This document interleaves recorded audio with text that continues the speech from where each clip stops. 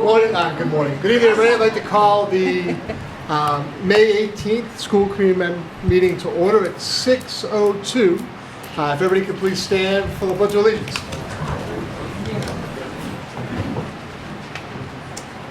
I pledge allegiance to the flag of the United States of America and to the republic for which it stands, one nation, under God, indivisible, with liberty and justice for all. I want to thank everyone for being here this evening. We have several recognitions before we begin our meeting, so we're excited to recognize some of our middle and high school students. Our first recognition this evening is our Mate Rove New England Championship team.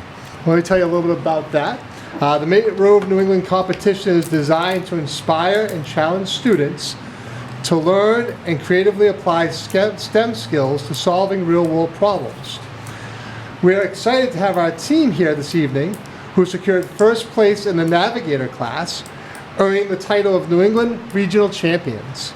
We can applaud for that.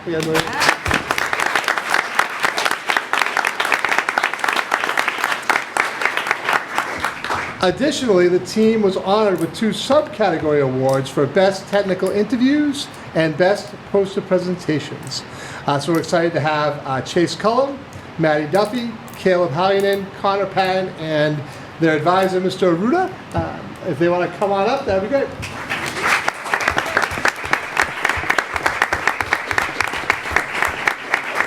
And they're going to come up and tell us a little about the competition, what they built, what they did. They brought their robot with them, and they'll talk a little bit about what happened. Yeah, that's the mic.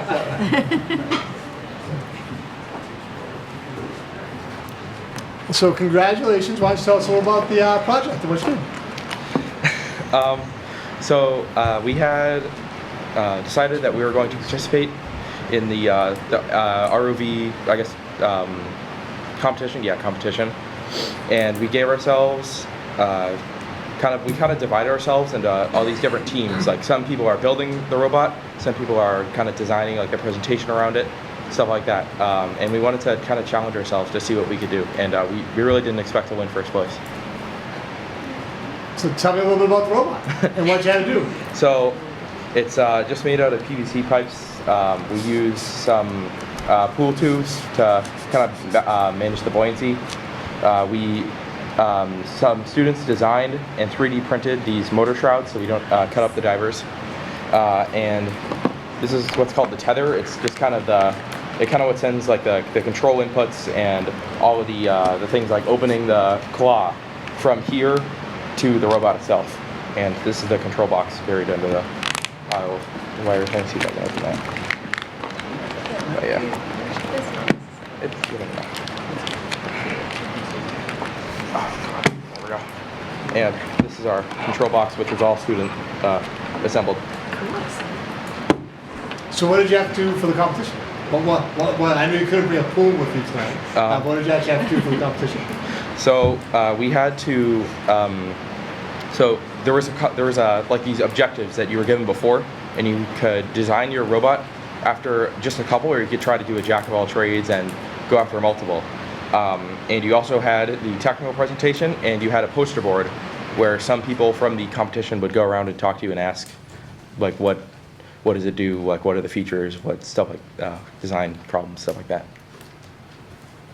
And what did you actually have to? Well, the robot's in the water. What did it have to go get? So there's just like various different objectives. There's like a shipwreck. And you went in there and you grabbed like a container. There was these, I think, like DNA capsules or something at the bottom of the ocean. And you went and grabbed those, and somebody else would process the data, which would get extra points. And there's just various structures down there with different things. Anybody else want to share? Mr. Aruda? Yeah, I just want to say that I'm like super proud of this group of students. The 4 students that are here with us tonight are all members of our MET pathway. They're the 3rd year program, which is the junior year for most of us. And in that course, you do a lot of project-based learning. This was a full semester project. It started back in February, and it carried all the way through until the beginning of May. Like Caleb was saying, we broke them down into a company, and they designed their own business to represent their robot. Maddie was our CEO, CTO. Very hard worker. Caleb. And they kind of really drove the whole thing. You know, I served as a technical advisor, kind of just overseeing everything, maybe doing a little bit of guiding here and there, but more or less it was the students that did the work. And I couldn't have been more proud of the outcome there at the competition itself. I mean, we had a rough start in the pool, I think we probably all agree. But then we kind of turned it around, and the presentations were just masterful. And it spoke to the skill level these students have and what we're doing in the program.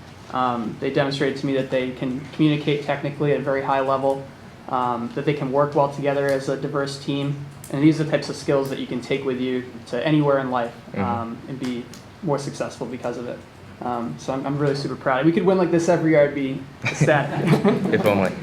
Yeah. Yeah. We were also, I think we were also later told by someone on the, I guess, we were also told by somebody who were one of the judges that we were one of the only teams who, when they were having issues, we didn't fight with each other. We actually worked together and were trying to solve the problems that actually came up instead of shouting at each other. Awesome. That's Which was great. nice. Yeah. So congratulations. I don't know, and the school committee have any questions or thoughts? Or? Very impressed. Next time we need visuals. I'm Or the very, camera on there. I'm very impressed with all of the work you did, but the fact that you guys worked as a team and when faced with diversity instead of like coming for each other, that's really impressive.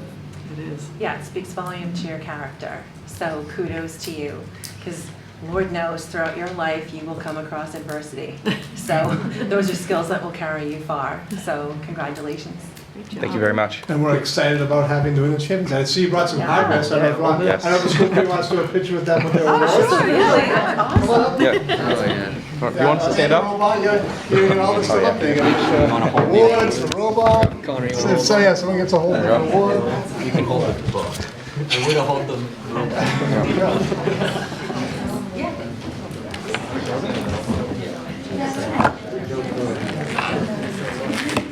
Probably get it right here.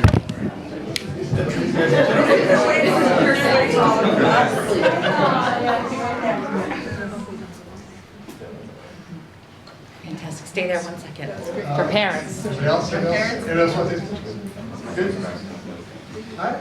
Thank you very much. Congratulations.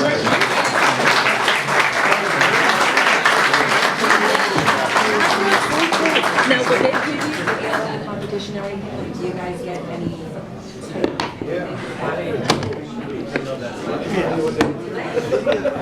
That's so cool.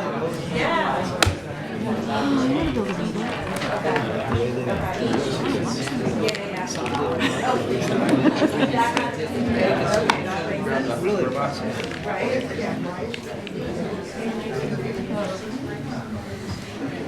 I was just asking Mr. Aruda if there was like any video, if any part of the competition was like recorded, if there's any, media. What did he say?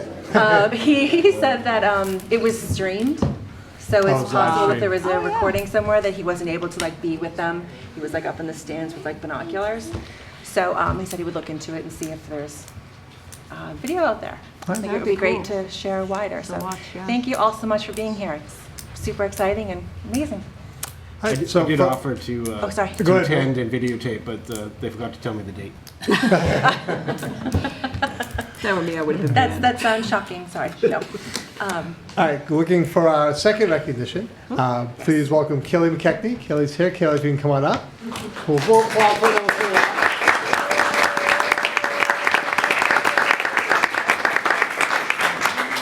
So Kelly was our Student Government Day representative, so I'm going to tell you a little bit about what Student Government Day is, and then have Kelly share a little bit with what she did that day.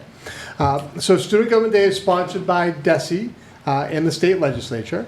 It provides an immersive experience in the state legislative process by allowing students to engage with representatives and empowering them to voice their own informed views on current legislations. Students go to the State House for the day and replicate activities of the Massachusetts State Legislature by debating and voting on a specific piece of legislation. This year it was an act relative to issuing guidance regarding setting policies for the use of AIs in schools, which is actually a law, a bill that is currently before the state legislature. So all the students heard from legislative leaders and had the opportunity to give testimony on the bill before the general court. Kaylee was elected by the students of Carver Middle High School to represent the school. So it was a competitive process. Mrs. Cabral put it out to the student body. Students have to nominate themselves, and they actually give a speech to the entire student body, and then the student body votes. So that's a tremendous honor that Kaylee was selected as our representative for the day. The event was on Friday, April 10th, and we're proud to recognize Kaylee tonight for being the representative of Carver Middle High School and to hear a little bit about her experience. So Kaylee, what was the day like? Tell us a little bit about it. I mean, it was a real honor. Like, this is something that I had been looking forward to since my freshman year when we first started the tradition, like when we joined other schools in Massachusetts. I went into it not really like knowing much about the schedule of the day, but it was really easy to follow. We went in, and at 10 we heard speeches from the elected student governor and student lieutenant governor, and then we heard a speech from Governor Healy, which was really cool. And then we started hearing the testimonies from different students who had volunteered themselves to give their opinion on whether we should vote yes or no on the bill. And after that we had lunch, and actually during lunch I was pulled away by Representative Gasky to go talk with him and Senator Dooner and her whole team. So I learned a lot from both of them in a relatively private setting, which was very nice. I learned a lot about their work in the State House and Senator Dooner's work in Taunton. And it was altogether a really immersive experience. And then after lunch, we did a bit of a debate on the bill, a formal debate, where we could express more opinions on how we thought about the bill, how we personally were going to vote, and we can build off of what the people had said before us. And then we voted, and then the day was over. And it was really nice, and we ended up all voting yes on the bill. So the bill passed? Yes, the bill passed. And did they give you any kind of update on where the bill actually stands in the legislature? So when the bill is being debated on Student Government Day, it hasn't actually reached the House or the Senate yet, but it will eventually. So we're not sure exactly when that'll happen. I know that last year's bill that was debated about phone bans in school was just recently passed by both the House and the Senate. It's on our agenda tonight. Yes, I saw that. To talk about that a little bit, Yes. to give an update on that bill. Yeah, so it can take up to a year, but usually it will be debated within the year, I believe. Well, I just want to say thank you and congratulations for representing Carver Middle High School so well. I'm glad it was a great experience for you. Any other questions from the committee or anything else you want to share with us? No, thank you for representing Carver. Of course, Great. thank you. And since we love to do pictures, so I think we should do a picture with Kaylee as with the school committee as our representative. Absolutely.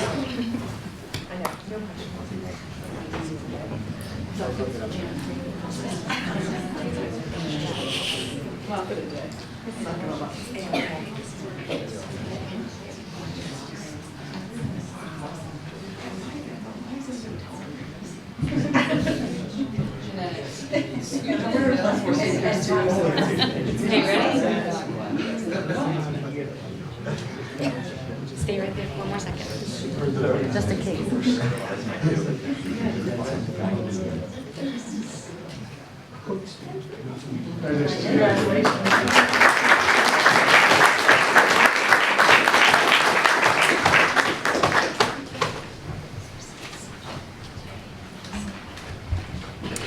And we have one more round of recognitions this evening. So it's for our Semsborough District Festivals. Tonight we probably recognize and congratulate some students who were selected to participate in Semsborough or the District Music Festivals in Massachusetts.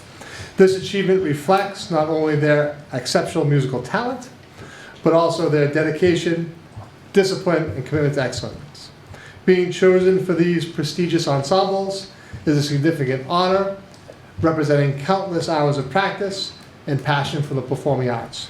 We celebrate their accomplishments and look forward to their continued growth and inspiration they bring to the school community through music. And also you know that it just doesn't happen automatically. Being selected for any of these ensembles is based on your dedication and your love of music. And we just want to we think it's appropriate to take a couple minutes just to recognize that. So we have a group of students here this evening, and I'll tell you which festivals they were selected for. And we'll have you coming up. This one you get to come up in the beginning. You don't have to speak tonight. We'll call you up one by one, and we'll have you come up front. Andre Arcangelo.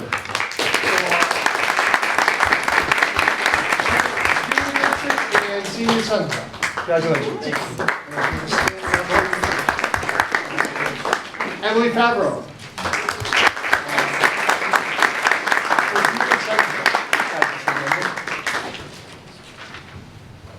Fernanda JL.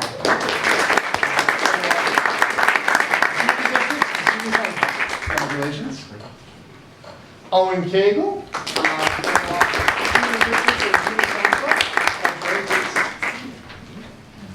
Hunter Ma for Junior Science Club.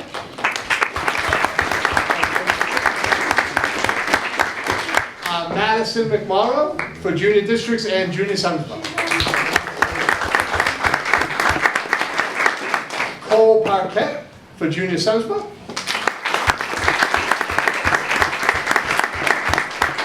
Coming ready for the baseball game? Congratulations. Brian Sylvester for Junior Sunsba and Junior Districts.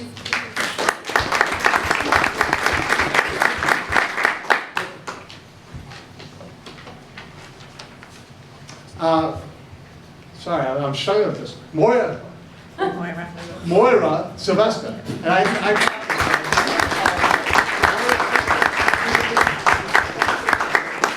and Taylor Whitlow for Junior Districts and Junior Sunsba.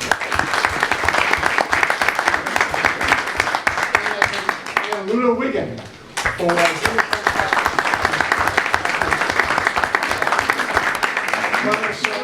and I think that's everything we want to do. One more picture. One more picture of the students.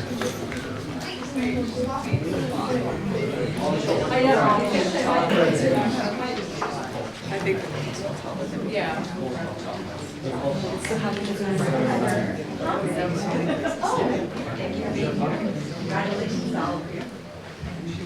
Show you a certificate. There you go. There we go.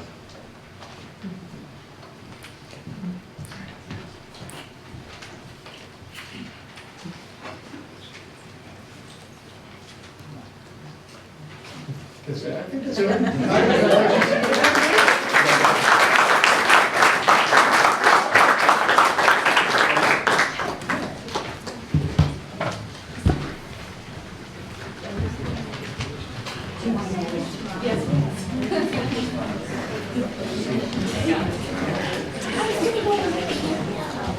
Congratulations, everybody. Thank you. Yes, congratulations. Yep.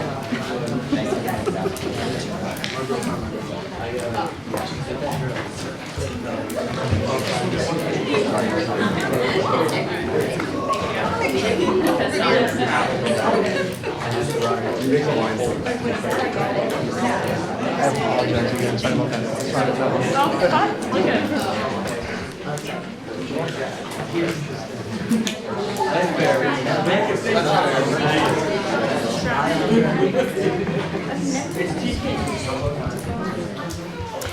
Okay, so this is our first meeting since the town election. So one thing that happens at our first meeting after the town election is the school committee reorganizes. And we would start by reorganizing by selecting a chair for this upcoming year. So I would take a nomination for the position of chair of the school committee. I nominate Stephanie Clardy for chair of the school committee. My second? All right, so I have a nomination and a second for chairperson of the school committee. Any discussion? Okay, all those in favor? Aye. All right, it's unanimous. So Stephanie Clardy will take over now as the chair of the school committee. Thank you, Mr. Neef. And do the rest of the reorganization.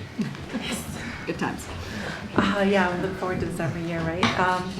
Thank you, everyone. Okay, so the next on our list is vice chair. So if someone would like to make a nomination. I nominate Kelly Nemi for vice chair. Second. We have a motion and a second. Is there any discussion? All those in favor? Aye. Thank you, Kelly. Thank you. Next, we have secretary. I nominate Katie Sullivan for secretary. I second. We have a nomination and a second. Is there any discussion? All those in favor? Aye. Thank you, Katie. Now we have a little bit of a list of subcommittees.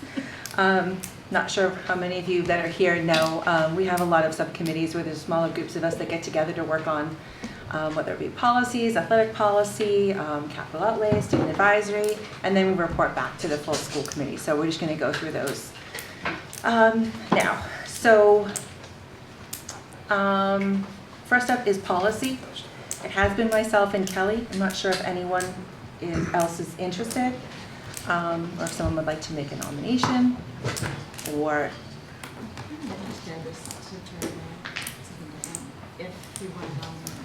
okay. What?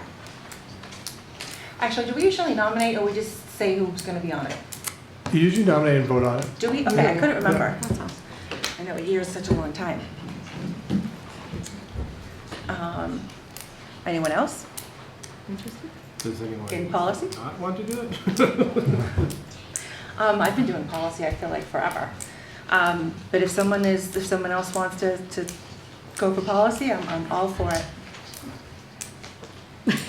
No desire to do that. But it's so much fun. It's important. So It's important. it's very That's true. important. I'll do it. You want to do it? If it's Okay. okay with the board. Yeah. I nominate Bill Cullum to, Jackie And said she was Jackie, also right? interested. Yeah. I nominate Cool. Bill and Jackie. I will second. Okay. Any further discussion? All those in favor? Aye.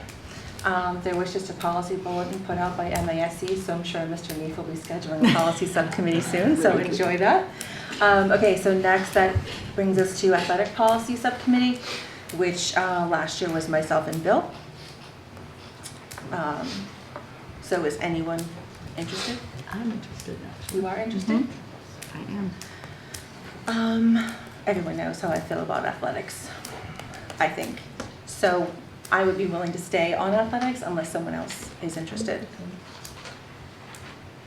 I nominate Stephanie Clardy and Kelly Nemi. I second. Okay, we have a motion and a second. Is there any discussion? All those in favor? Aye. Okay, next is superintendent's evaluation, which is typically the chair and the vice chair. Unless people want to switch that up. I'm happy to remain on that committee. Me too. Not sure how you Yeah, feel. that makes sense. So, I have you too. Yeah. I nominate Stephanie Clardy and Kelly Nemi to superintendent's evaluation. superintendent's evaluation. I'll second. Oh, sorry. Okay, that's okay. Like, do we have a second? It got Okay. too hot too fast. I see that that's what, I put my fan on. I'm like, it's hot. We'll put the AC back Oh, on. yeah, we have. We Oh, turn no, it off- You don't have to we right turn it off now. during the It's very recognitions. loud. It is very loud. It is but- very loud, for sure. Okay, so we have a motion and a second. Any further discussion? All those in favor? Aye. Okay, so next that brings us to capital outlay committee, which has been Jackie. So I'm not sure if Jackie, if you want to stay on capital in addition I would to love to stay on it, policy. but I don't mind if Bill wants to do it. Okay. Power to you. I nominate Jackie Lane. I guess there's our answer. Okay. Well, so, you know, that board is probably heading for a little bit of turnover, and I think it's important Huge turnover. for continuity's sake that Jackie stay. One of the problems I think you guys run into is that lack of continuity. You don't have that year over year over year experience to know what we did and why we did it, and then things go awry like they did this year. So I think she's in the right spot. She's doing a great job. Okay. That's really See, smart. And the other thing I want to add to capital is the town has put together that capital planning group to look at some of the funding issues that have been around capital this year. And, you know, so that group would have, I've been nominated to participate in that, and then one member of the school committee. So I think it would make sense that it would be Jackie as the representative for capital outlay. Well, we actually voted that I was going to represent. Oh, that's right. We did vote that. Yeah. So I don't know if that's a concern. It's not for me, but, because it is separate, it's separate tasks. Yeah. You know, that is looking at how does money get into capital? You know, how is the town allocating money towards capital? And then the capital, the committee is gonna look at, once money's allocated to them, how are we gonna spend it? So I'm fine with that, it works for me, it works for everybody else. This is where I voted, this is where I voted too. Yeah. Okay. So I will second Bill's motion then. Okay, we have a motion and a second. Is there any further discussion? All those in favor? Aye. Sorry, Bill, wasn't gonna take that off. Okay, so next that brings us to Student Advisory Committee. That has been Katie and myself for this past year. I know how Katie feels about it. Katie's very passionate about student voice, as am I. I would like to stay on it, but if there's someone else that wants to step up, you're more than welcome to. I nominated Katie and Stephanie. Okay. Oh, Yes, sorry. I'm sorry. Could you all speak into your microphones or speak Oh. a little louder? Okay. Yeah, the AC. Yeah. Sorry, okay. guys. Sorry about that. No, thank you very much. It's a very, very good point. We want to make sure that people that are in the room and at home can hear us because the air conditioning here is very loud. So I nominate Stephanie and Katie. I second. Okay, we have a motion and a second. Is there any discussion? All those in favor? Aye. Okay, so that brings us to negotiations. First is teachers, which is typically the chair and the vice chair. I'm good with that. It's not a negotiating yes, teachers. Nope. It doesn't mean we still don't have to meet, but it's not, Still have to it's not vote a it. formal Yes. negotiating yet. Yes, just in case. I nominate Stephanie and Oh. Kelly. Oh my gosh, I forgot. Again. We just need a second. Right. I second. Thank you, Okay, we Jackie. have a motion and a second. Is there any discussion? All those in favor? Aye. Okay, so that brings us to educational support professionals, I don't which mind just was staying on it again. Katie and Jackie. Good. Okay. All right. Had fun. I nominate Jackie Lake and Katie Sullivan for the Education Support Professionals Negotiation Team. Second. Okay, we have a motion and a second. Is there any discussion?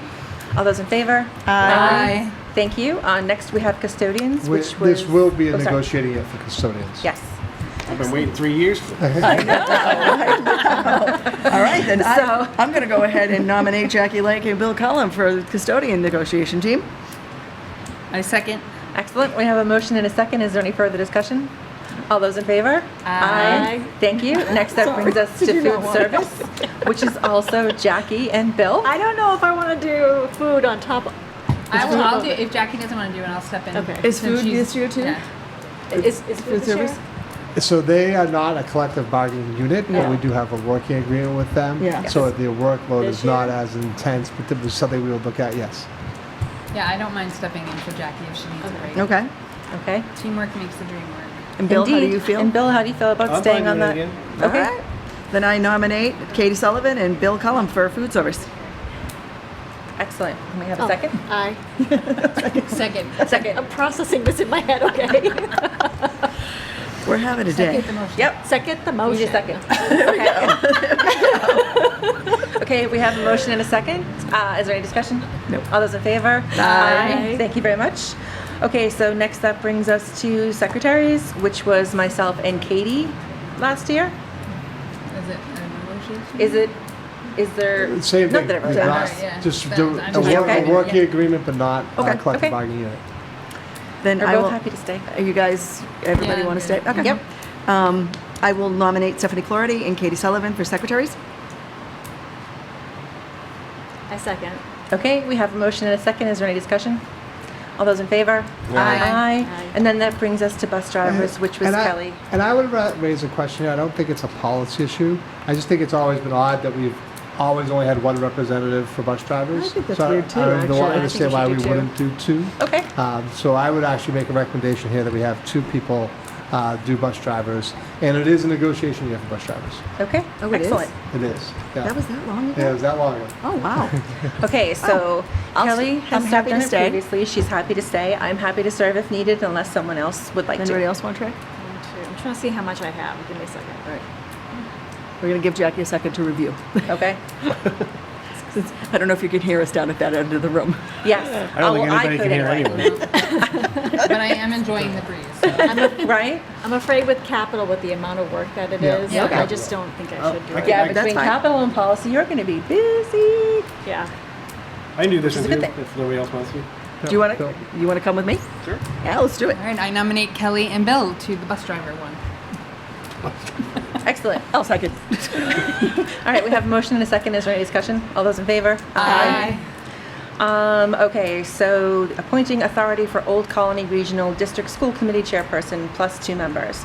So the chair serves as ex officio, which is myself, and then last time it was Bill and Jackie. So if you'd like to remain, that's great. If you'd like to switch it, that's also great. I did it What do you every think? the whole time. It doesn't matter. I can do Okay. that. Okay. Would you like to Yeah, remain? I'll continue unless. Hopefully we'll have some somebody's people decided. step up and volunteer because there are 2 open seats Yeah. on the Old Colony Regional District School Committee. Okay, then I move to nominate Stephanie Clordy, Bill Cullum, and Jackie Lake for the appointing for Old Colony. I second. Okay, we have a motion and a second. Is there any discussion? All those in favor? Aye. Okay, and then next up brings us to legislative liaison, which has been myself for the past few years. I'm happy to continue in that role. If someone would like to join me, that's also a good thing. You I can wouldn't have 2 mind people. joining you. Okay. I wouldn't want to be the only one because Yeah. I'm not, but I would love to learn the process. Awesome. Awesome. That would be great. All right. Great. Everyone's good with that? Yeah, I nominate Stephanie and Katie for legislative liaison. And I will second it. Excellent. We have a motion and a second. Is there any further discussion? No? All those in favor? Aye. Hope you're ready, Katie. I'm so ready. I'm just All right. kidding. Okay, so thank you everyone for volunteering to further serve in your role as a Carver School Committee member. It's greatly appreciated. Do we have someone from the APC with us tonight? I believe Tom is on the call. Did see him there. Okay. Hey, Tom? Woo! There he is. Hey, Tom. Both boys have practice in 2 separate fields. My son's covered in building. Sorry. No, I guess congratulations everybody on the election race in the New York. I think we're in a good place coming up soon to be kind of button up some health insurance things moving forward in June. I can't believe that they're actually going to be Memorial Day weekend coming up, so that kind of went fast. And it does look like it's going to be during the weekend, so that's not fun. But that's all I got moving forward. I got to go kind of rein my youngest one in a little bit right now. And that's all I got from the ABT. Thanks a lot. All right, thanks, Tom. Thanks for joining us, Tom. Have fun at practice. Enjoy. Those days go by quick. Okay, so that brings us to comments from the student advisory representative, Joseph Clardy. So Joseph, do you have anything you'd like to share? I would like to share some current events currently happening in our school. For example, on I think June 8th or around there, we have a 10th grade field trip to the zoo. And there's also going to be a Spirit Week happening in June that students are, once the survey is resent out, are open to vote on what they want to do for the Spirit Week. Cool. That's great. Excellent. Anything That is else? it. Okay. No. Okay, thank you very much for that. And it looks like this evening we are joined by some middle school ambassadors. Yeah, please welcome Alec Gill and Owen Cagle, our middle school student ambassadors. Excellent. Welcome. We're so happy to have you with us.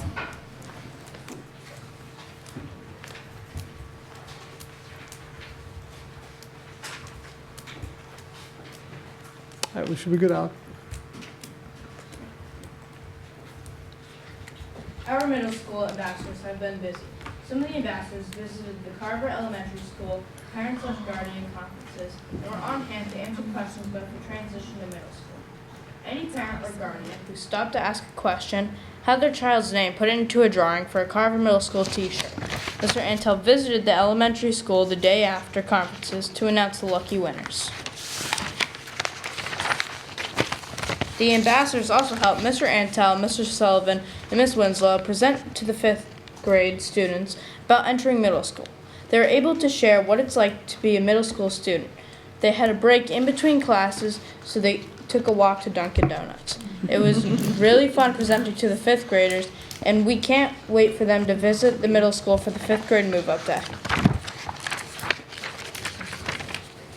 These are some of the projects that the 6th grade students completed in art class this year.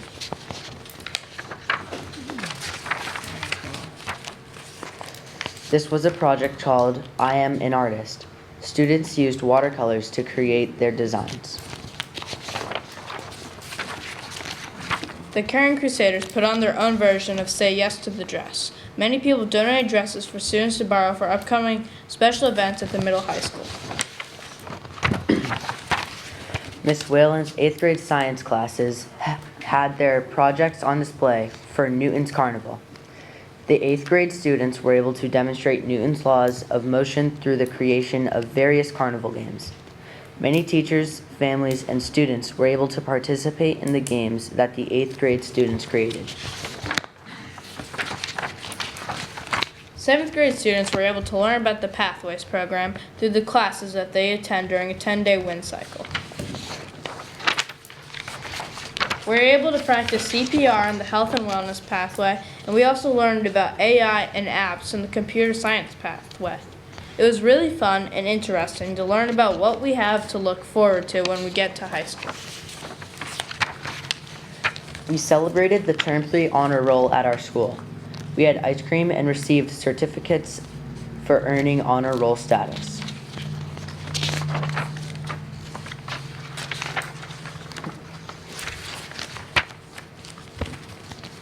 Our Project 351 ambassador, Mallory Doyle, completed her spring service project. She collected used children's clothing for the Cradles to Crayons organization. Mallory did a great job serving as the ambassador for Carver Middle High School this year. 6th grade students are participating in a new program called Upstander. They are learning about teamwork, addressing bullying behaviors, and making a positive impact in their school and community. The first lesson they participated in focused on teamwork. Some of the high school students helped facilitate the first lesson. Some of the members of the middle school student government attended a bowling trip. They had a great time bowling with their friends. We are looking forward to some of the upcoming events at the middle school. Like the 8th grade commencement ceremony, the spring fling dance in the Canopy Lake Park. We will also have our annual 5th grade move-up day and the final Crusader Pride ceremony.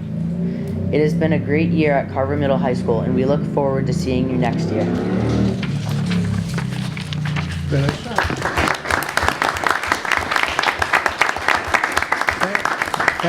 Thank you, Alec and Owen, for giving us an update on what happened at the middle school. Yeah, thank you for being here. Sounds like there's a lot of fun to be had in the next few weeks. Hard to believe it's almost Memorial Day. Okay, so do we? Here we do. Captain's Council? Comments Okay. from the Captain's Council. We have the boys tennis captains, Chase Cullen, Nick Mallon, and Quinn Wiley. Excellent, welcome. Thank you for being here.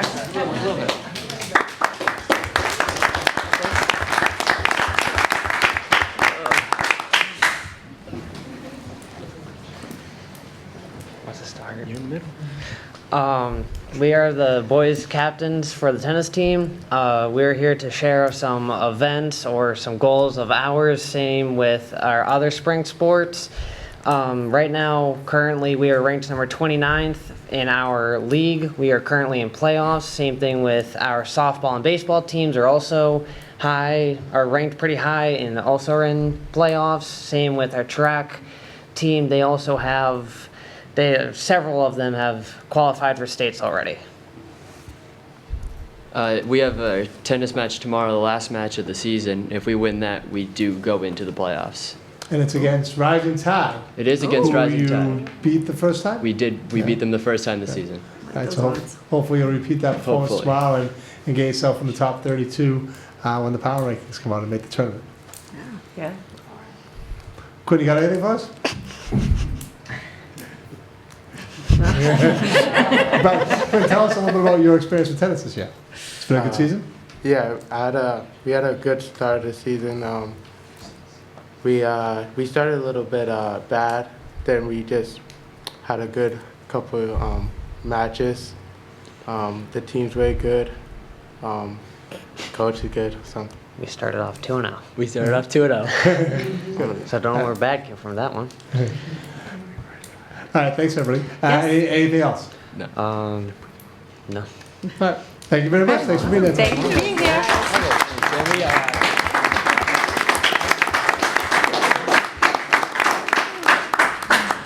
And I just want to say a quick congratulations to all of our spring sports teams and good luck with the playoffs. And I know Yeah, that we should find track out is next. hosting. Right? We'll know next week Okay. when people will be playing in the tournament, if they're playing, if teams are final qualified. Okay. This is actually the final week of the season for most sports. The cutoff is next Monday, and then the brackets will be coming out next week. Cool. Yeah. Awesome. And I know track has been crushing it. Yeah, this track's year. been doing great. They've been just, yeah. Anyway, thank you everyone for being here. We love to hear from our students. We all very much appreciate your presence. We are here for you, so it's great to have you as part of our meetings. Okay, so that brings us to comments from the general public. So if there's anyone here in the room with us that would like to speak, you're more than welcome to. Just come up to the table to be recognized. And if there's anyone that is on Google Meets, if you could please I think the only just person on type your Google name in Meets the is chat. Tom. Okay. Okay, if there's no one else online, and is anyone in the room interested in speaking? No? Okay, so then I will close comments from the general public, and we shall move on to the approval of minutes. We have multiple sets of minutes to approve this evening. We will start with the Student Advisory Subcommittee meeting minutes. So from March 6th. those minutes were mistakenly placed on Oh, the okay. agenda. They were actually approved at our April Oh, okay. 13th meeting. So All right. those have been approved. Excellent. So we shall move on to the open session minutes from April 13th, 2026. Okay, I move that we approve the open session minutes from April 13th, 2026. I second. We have a motion and a second. Is there any discussion? All those in favor? Aye. And next, that brings us to a special meeting, open session minutes from May 12th, 2026. I move that we approve the special meeting open session minutes from May 12th, 2026. I second. We have a motion and a second. Is there any discussion? All those in favor? Aye. And then that brings us to the policy subcommittee minutes from May 12th, 2026. Okay, I move that we approve the policy subcommittee minutes from May 12th, 2026. I second. We have a motion and a second. Is there any discussion? All those in favor? Aye. Thank you very much. And that brings us to communications. So we actually have two communications this evening, both from Desi. One did not make it on the agenda, but we just received this communication on Friday. So it was within 48 hours and Yep. unanticipated. But it's in regards to attendance, and it's something that we've been working really hard on. So I wanted to share that communication from Desi as well. So first, Desi on May 1st sent us our 2025 Special Education Determination. It's an annual report of our determination and how we're dealing with or how we are meeting the requirements of IDEA, the Individual with Disabilities Act. In summary, there's a point system, and we as a district earn 30 out of 35 points for a rating of 86%. And that standard is we meet all requirements, so no further action is necessary. It's broken into three areas. The first is performance. So they look at your performance on state testing. We earned 12 out of 16 points in that section. Second is compliance with regulations. We earned 15 out of 16 points in that section. The third is what's considered other considerations. It's only worth 3 points. We earned all 3 points for the total of 30 out of 35 points. This is an annual determination, but it really just says that we're meeting all the requirements in regards to IDEA, which is always a good communication to get for the school district. Absolutely. Great. Thank you. And then the second one was an acknowledgement from DESE regarding attendance. As I said, this just came in on Friday. So we were notified and congratulated by DESE for improving our percentage of students who are chronically absent by at least 5%. The Carver district is one of 55 districts to meet this benchmark. Last year, our chronic absenteeism rate was at 19.8%, and we know that's something we've spent a lot of time talking about at school committee meetings. And it's been a real focus of the administration to try to improve our attendance. So this year, it's down to 12.8%, a 7% improvement. And that puts us in probably the top 15% in the state in terms of improving how we're dealing with chronic absence. The other thing is our average daily attendance went up. So it went up from 93.5% last year to currently 94.8%, which is getting closer to our pre-pandemic level, which generally was between 95 and 96%. And so I wanted to put this communication on this evening because, I think the administrative team has worked really hard. Has put a lot of effort both at the elementary level and the middle high school level in terms of improving our attendance. And so it's good to be recognized that we have improved our attendance as a district. So I just wanted to share that with the committee this evening because I know it's something we've talked a lot about. Awesome. Thank you. Yeah. Thank you. Excellent. Thank you to everyone that has made that push to 7 points. That's impressive. So thank you very much. Greatly appreciated. Okay, so that brings us to reports from the superintendent and personnel updates. So since our last meeting, we have had some personnel movement. So we have some new hires. Noah Smith is a music teacher at the middle high school. Victoria Hannon as a grade 4 teacher at the elementary school. And Charles Sheehan as an English teacher at the middle high school. We have one transfer, Caroline Dussault from special education teacher to grade 4 teacher at the elementary school. And we have had 2 resignations. Stacy Waitner as a biology teacher at the middle high school, and Kate Morrow, literacy coach. So 2 long-standing members of the community who we're sad to be losing. Stacy's actually made a decision to move up to New Hampshire, so her and her family are moving up to New Hampshire, and Kate's decided that she's more interested in going back to actually being a reading teacher versus being a literacy coach. So she's accepted the position as a reading teacher in another district. So we're sad to see both of those resignations. Yes, indeed. Thank you for your service to Carver students. And next, that brings us to Students in Service presentation by Reed Doherty. All right, so we're excited to have Reed Doherty and Tammy Johnson here with us this evening. In April, the members of our middle high school Lit team, our Love, Inclusion, and Trust team, presented at the Raising Multicultural Kids Students in Service program, known as the RMK Students in Service program, which is a Massachusetts-based youth-led service learning program that empowers middle and high school students to address critical community issues, including mental health, food insecurity, and bullying.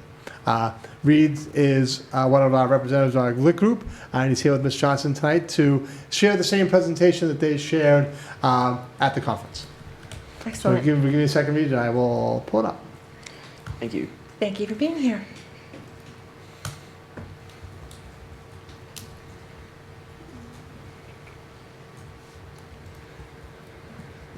Sorry, Reed, 1 second.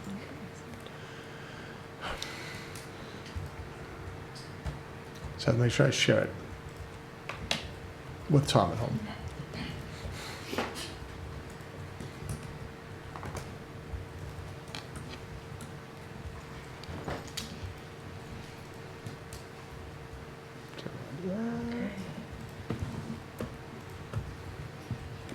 Ooh, there we go. Now we're ready. Thanks. Thank you. So, I'd just like to start the presentation with a thank you for the continued support by everyone on this committee, especially the administration at the high school. We had some transportation issues on one of the meetings, and that was taken care of by the admin. So I just really we adopted and overcame. Yeah. I want to give out a thanks. So this is the presentation we had when we went to the Students in Service meeting, where we just explained everything we did over the year. So we started out with our why. There was 12 of us, I think. so, yep. So we just went around and said why we are part of this group, what we want to accomplish, and what makes us show up every day. And then so we had our commitment statement, which was written by Deja and Aubrey, and that is the Lit team exists to make the school more diverse and welcoming, and a welcoming place for everyone to be themselves, no matter their race, gender, culture, sexuality, or no matter what your true identity is. Equity is a priority based on love, inclusion, and trust. The Lit team's purpose is to take a stand for what truly matters and take necessary risks to prevent it from carrying on. And Reed, who designed the Lit team logo? I designed that. Yeah. Oh, I knew that.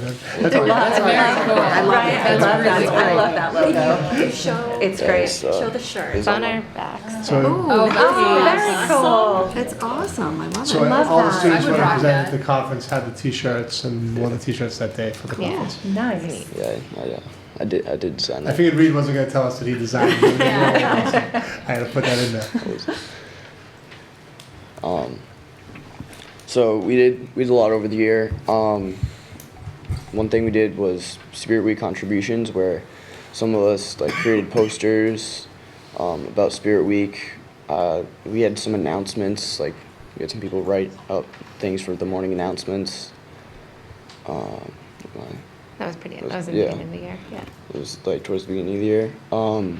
The lit team met with student government and GSA to like just collaborate and like kind of build some relationships with the other groups so we can work together in the future. Yeah. We went to the elementary school, so we had, I think, like about the same 12 that went Yeah, to. I think it was. We hit it all the second grade classes. Yeah. But I'm saying like the same people that went to the students in service, I think. Mhm. So we went to the second grade classrooms and we read the book I Am Enough by some very nice lady. Very good book. Very good. So we went to second grade to we read the book and then we had some discussions with the classroom and we brought some activities. What most of us did was like each person designed their own puzzle piece and then we put them together on a big poster to basically show how like despite the differences we can come together to make something beautiful. And I think it's just important to teach those lessons at a young age.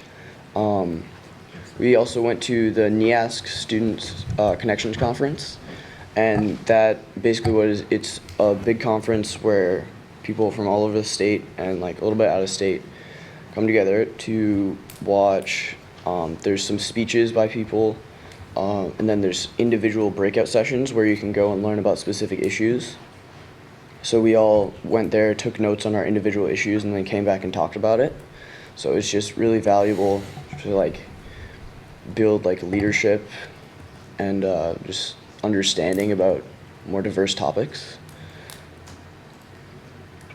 And then another important thing we had is a speaker to the student body. His name was Jason Cross. He uses like humor and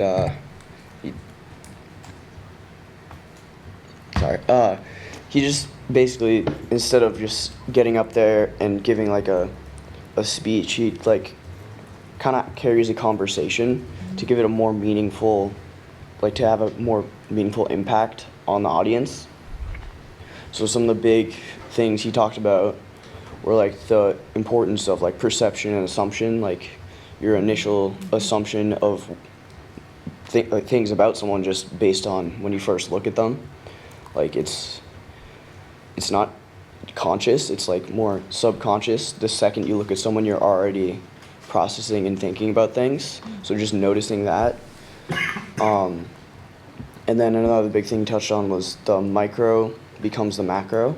So like when someone deals with like a bunch of little things, they build on top of each other to make it feel like a lot larger than it is. So like if there's several small instances of hate, they build and then it becomes a much larger issue.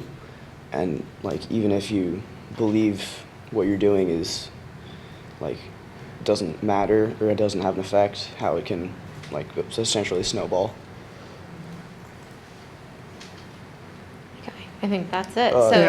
This we have this a video trailer. is going to be presented at the next meeting. Next school committee meeting. You're going to see So the amazing we are going to video. have the district-wide unity group is going to present at the June meeting. And obviously the middle high school lit team's an offshoot of that, obviously. We work with them. And we're going to show the video that the unity group made, but we decided to show it at the next meeting in June. Coming soon. Coming soon.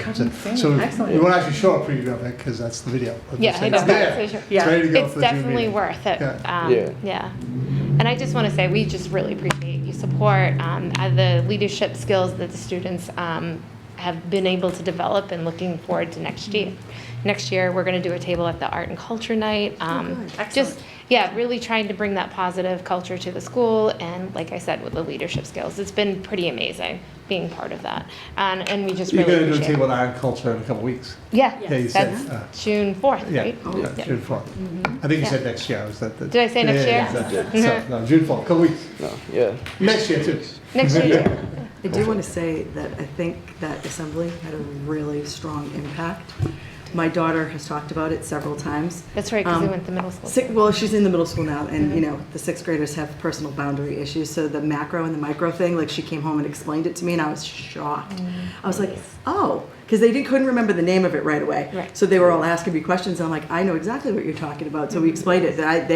They really enjoyed it, and I think it made a huge impact on them. Yeah. So thank you. That's what we've actually, in our groups, have talked about that also. Yeah, we talked about, like, Mhm. we've definitely observed some changes in the student body. Yeah, after chaperoning the middle school, the chorus field trip the other day, they definitely do not like to keep their hairs to themselves, but they kept saying things about it's, you know, touching someone's hair and Yes. yeah, it was, so it sunk in, definitely. It's And great. yeah, I appreciate that, and this is great, thank you so much. Well, we thank you.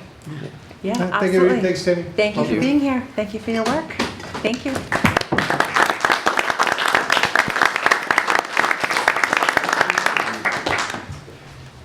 That is awesome. Love it. You know, our students truly are amazing. Okay, so that brings us to the next item, which is the Innovation Pathways Externship Grant. I was gonna say, is Mr. Aruda still here? I think I see him over there. He He's can a come trooper. up. He's part of this presentation. So I'll do some intro to it as well. Welcome You know, back, so Mr. Aruda, Aruda. welcome again. And in a minute or two, he's going to tell us about his experience doing an externship, and I'll give the community a little background. Great. You know, in January, earlier this year, we received a grant from DESE, which the school committee approved, for $11,000 to support an externship program for our staff and for some of our senior interns in the Innovation Career Pathways. So we're going to share a little bit about what their experiences are. And ultimately, the funds are being used to pay teachers for time beyond the school day, working with industry partners in fields related to their pathway. And they're also being used by students for time beyond the school day to work in their current internships that are specifically tied to the Innovation Career Pathways. So as a reminder, our 3 DESE-approved Innovation Career Pathways are manufacturing and engineering, environmental and agricultural sciences, and clean energy. In general, the teachers work between 20 and 40 hours with an industry partner, and they were paid at their per diem rate through the grant. And students work between 30 and 40 hours at their internship location after school hours on weekends, and were paid $25 per hour for their participation. And so these were our participants this year. Mr. Aruda is here, Julie Whalen, who couldn't make it this evening, and then our students were Brady Wagon, Levon Mulready, Cam LaRanger. It was the seniors' last day today. Levon was pitching in the baseball game. They had a lot of this, our students had a lot of things going on this evening. So Mr. Aruda is going to represent the group. So he's going to tell you about what he did, and then I'm going to tell you about what everybody else did. Great. So Mr. Aruda's slide doesn't have much. Just that's it, because he's going to tell us a little about his experience at Flexo Concepts. Flexo Concepts is our lead industry partner for the MET Innovations Career Pathway, and Dave has a good relationship over there and has actually spent a lot of time over there over the years. So Dave, you want to tell us a little bit about what you did?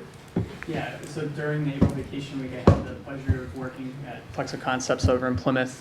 They're a manufacturing company that designs parts for printing machines, in particular blades that wipe ink across substrates. So if you've ever had a cereal box in front of you, it's likely that their product was part of the manufacturing process for that box. In-house, it's a really interesting company. They do all their engineering within their own facility. They have only 1 engineer at this moment. They usually carry 3. So this engineer is responsible for keeping the production lines up and running, manufacturing parts, designing new machines. They do a lot of 3D printing. They do machining like we do it in our program.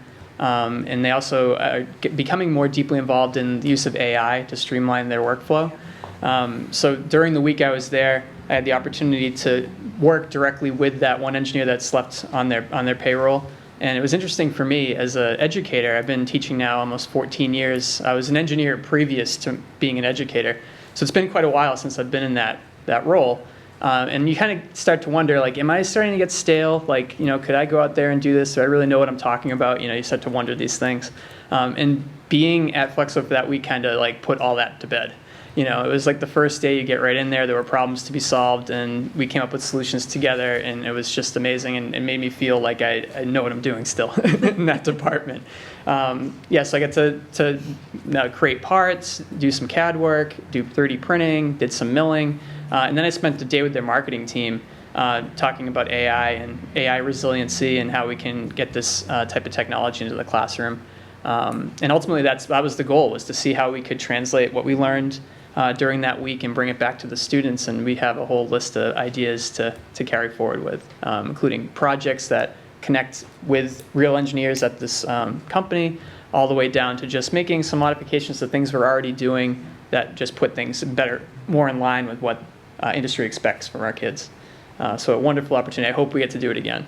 Yeah, hopefully this was a pilot program this year for DESE in terms of doing these externships, and they want to get some feedback from us on, what was our sense of the real value of it. And from Dave and Julia, I think we've had a lot of input that there's a real value to being out there, being in the field, and what they can take from that and bring back into the classroom to improve our curriculum, which is ultimately the goal through these innovation career pathways. So Dave, we appreciate you taking the time to do that and for being here this evening to talk about it a little bit. And you're welcome to stay up as I go through the rest of the presentation, or you don't have to. So Julia Whalen. Julia Whalen went to Wildland Trust in Plymouth. It's a land conservation nonprofit. She actually was trained during the time she was there as an ambassador for the organization. She was also trained as a hike leader. And she said that that's clearly an experience she's going to be able to use in terms of going out to some of our vernal pools and going out to, she does the Salamander Research Project. I love that. And some of the projects she's doing, she said, being trained as a hike leader, she's going to be able to take some of that and put it right into practice in terms of taking kids around our own facility. She attended composting seminars. She said that's important because they're actually looking to start a composting program next year, and she's going to take the lead on that. And I said to her, I said, they gave you a lot of training. Hopefully they weren't trying to recruit you while you were there to come work for that full time. That was my only fear about I think they'd be smart to do that. Work there for a couple of weeks to say, maybe this is the place I want to be. And then she, in town, sort of like Dave, she went and met with representatives from each department to discuss like their role in the industry and what they did. Specifically, she said she's going to be able to put a lot of stuff into her zoology and ecology courses she'll be able to teach that she's teaching next year. She thought it was totally a valuable industry experience. And she also made a connection. They said they would definitely be interested in the future of having EAS students be interns for them. Awesome. Because the reality is all of our innovation career pathways interns are required to do 100, or graduates are required to do a 100-hour internship in the field. So we're always looking for opportunities for internships for those students. So I think we made another intern partner as well through this experience. Cool. That's excellent. I love it. Can I ask a question about that before you move on? Yeah. Are our students able to do internships over the summer? Because I know that they, just from what I see locally, they really ramp up over the summer. Is that something that the district is amenable to? In terms of the DESE Innovation Career Pathways, yes, they can, within this beginning of this senior year, they could do it the summer before the senior or start to the 100 hours. Okay. It's not, but it's not within our structure. So currently we don't our internship students earn credits for. If they're on a 2-period internship, that's a 10-credit internship. So currently there is not a mechanism to offer students credits for a summer internship.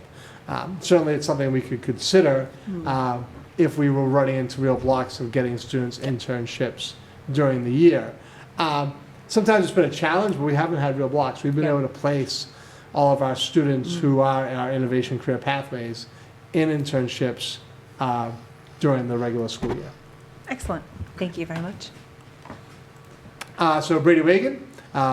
Brady worked at, or his internships at Outbrook Engineering in Middleborough, and he did additional hours with them on over vacation and on some weekends.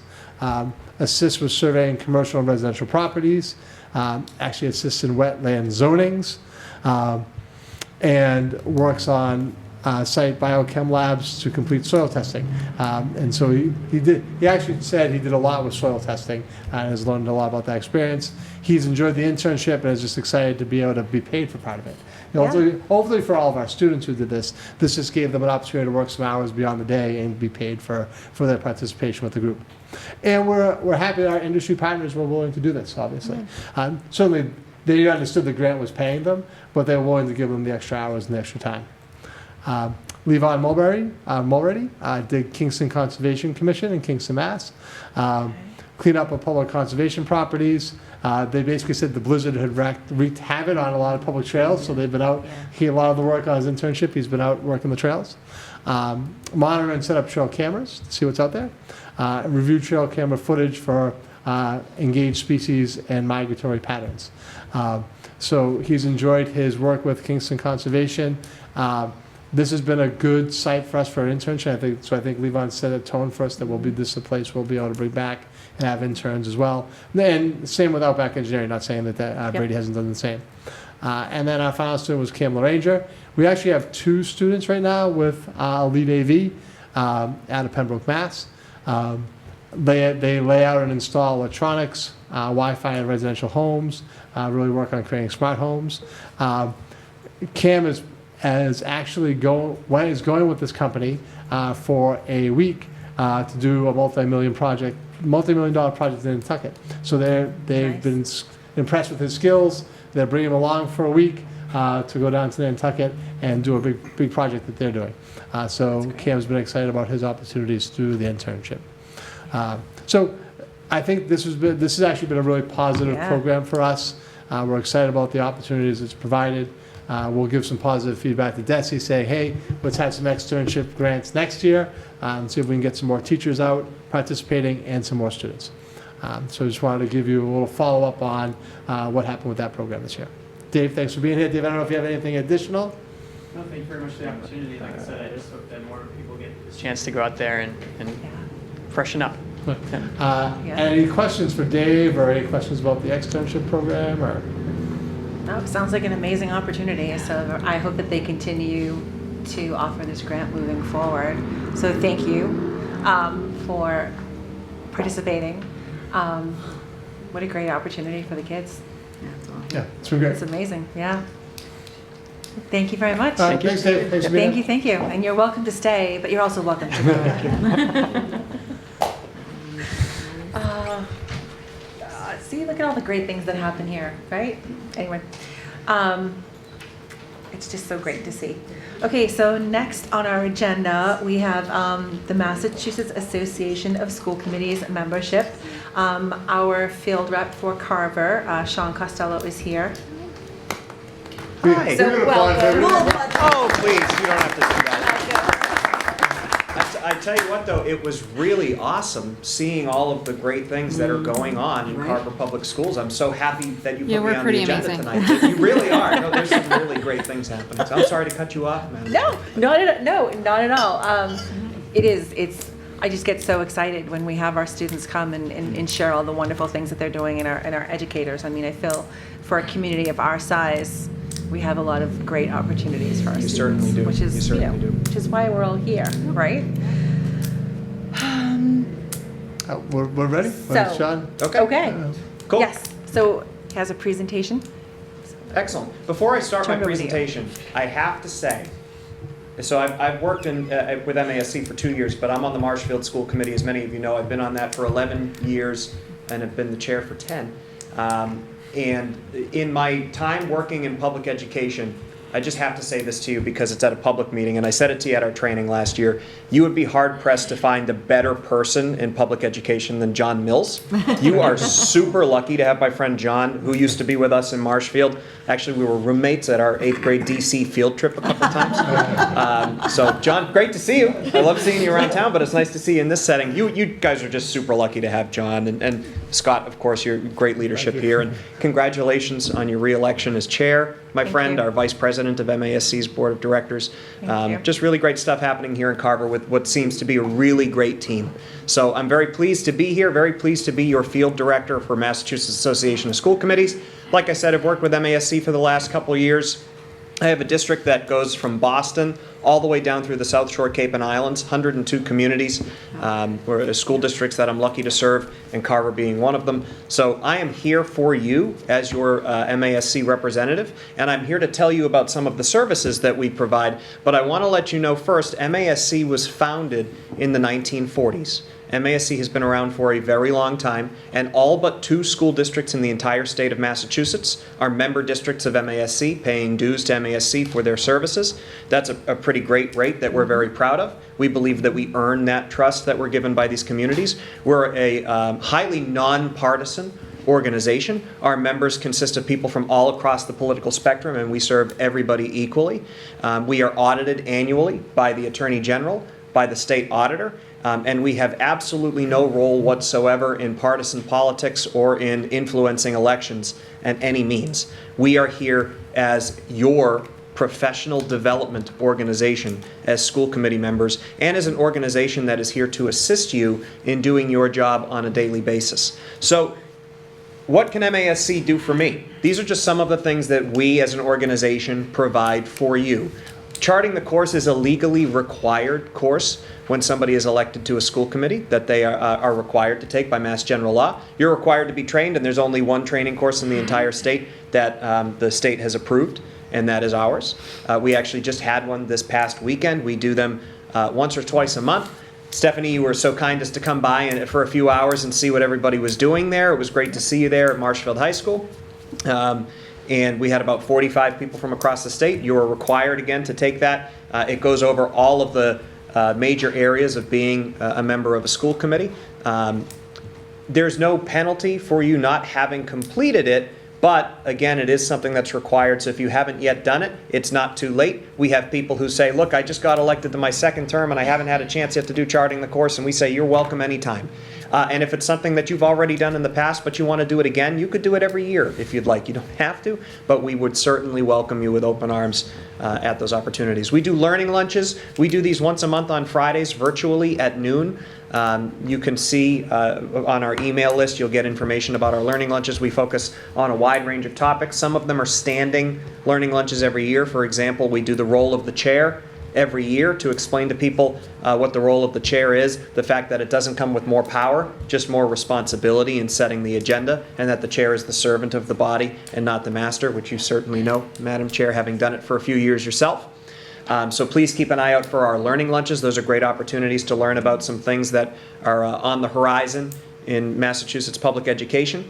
We offer networking opportunities with neighboring districts. We just had one this past week at Southeastern Regional Vocational School, which was really great to see about 25 school committee members from across the region come together and talk about issues that are facing education at Beacon Hill. We offer many trainings and workshops. I'll go over those shortly. We offer resource documents for you. I'll go over those as well. Those are available on our website. You have access to your field director. That's what your dues get you. You have access to me at any time you need. I do not work 9 to 5 Monday through Friday. I work whenever you need me to work, which is why I'm here with you on a Monday night. I am available to you at any time that you need to reach out to me. I try to get back to folks within 24 to 48 hours if I don't just answer your call right away.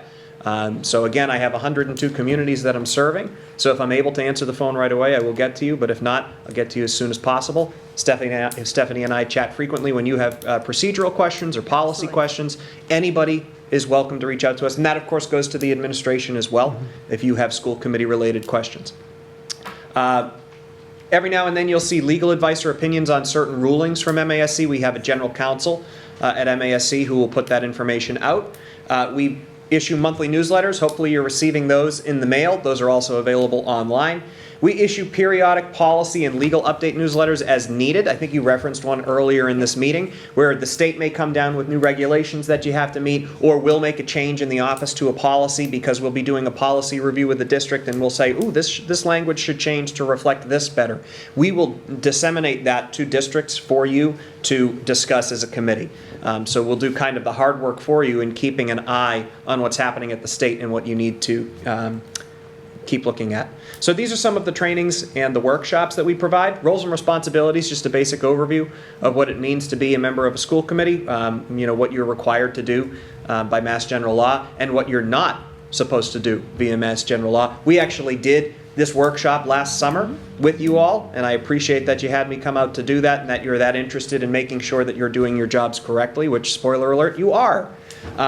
We offer a workshop on ethics as well. There are certain conflict of interest laws that you have to know, ethic laws that you have to know, and just what it means to ethically do your job the right way as a member of the school committee. We offer workshops on goal setting, your school committee goals. We offer workshops on operating protocols, which I hope you have, but if you don't, it's something to consider, something that you would approve on an annual basis that we'd work on with you. We offer workshops on superintendent evaluation, on school finance, on special ed, on communication and community engagement, which we also did last summer, on school councils, on collective bargaining, and on the open meeting law. There are also times where you'll look at this list and say, oh, we might need a workshop on something that doesn't exactly fall into this list. I can work with you to develop a workshop on that as long as it falls under your purview and is something that you as school committee members need to know. I am here for you to walk you through that. These are some of the online resources we provide. You're good. So some of the online resources we provide, we have a lot of information on executive session and how not to break executive session confidentiality. We have a whole document on the role of the chair. We have norms and protocols on our website. We have all the required documents that you would need for the superintendent's evaluation, as well as a very helpful 30-something page document that would walk you through the process if you're new to it or if you just need a refresher. We have a lot of information on Robert's Rules of Order. We actually, if you request it, we have a big old book that we'll send to you that teaches you how to conduct yourself in Robert's Rules of Order. And if you're ever struggling to fall asleep one night, it'll put you out in about 10 minutes. We have information on school budget and finance. We're working to finalize a school committee member handbook, a new version of it. We have past bulletins and newsletters. We have a full library of our model policies, which you referenced earlier, Stephanie. We have a guide on roles and responsibilities, and you have access and membership to the MASC listserv, which is a nice way for school committee members across the state to have a conversation within the confines of the open meeting law, obviously. We can't have a quorum of you all having a conversation on it, but it allows you to kind of see what other districts are facing as well and how they've dealt with challenges. There are some things that go beyond what your dues get you with MASC, and these are just a quick overview of those. Policy projects, these are multi-year projects where we would sit down with the district probably about once a month and go over all of your policy sections one by one to make sure that they are up to par, up to legal requirements.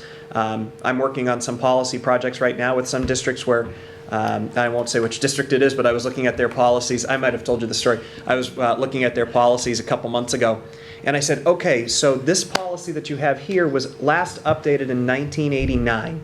I was born in 1992. So we absolutely need to update those. That'll happen a lot of the time where districts might not keep up with the fact that they have to edit their policies as laws change and as regulations change. So that's something that we do as a paid service, $10,500 paid over 3 years. So it's $10,500 total, not annually.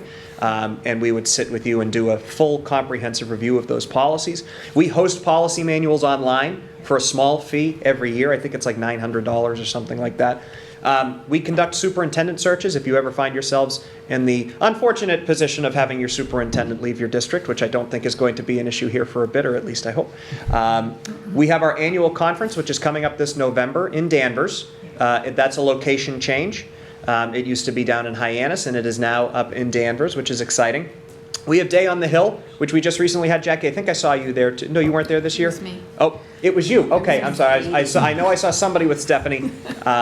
So it's probably just my Marshfield bias there, Jackie. But so I hope that was a valuable day for you both. That's your opportunity to come to Beacon Hill. and advocate with your legislators for the legislative priorities that MASC's nonpartisan board of directors come up with on an annual basis. And then we have our Summer Institute. That's coming up at the end of June. Look for more information on that.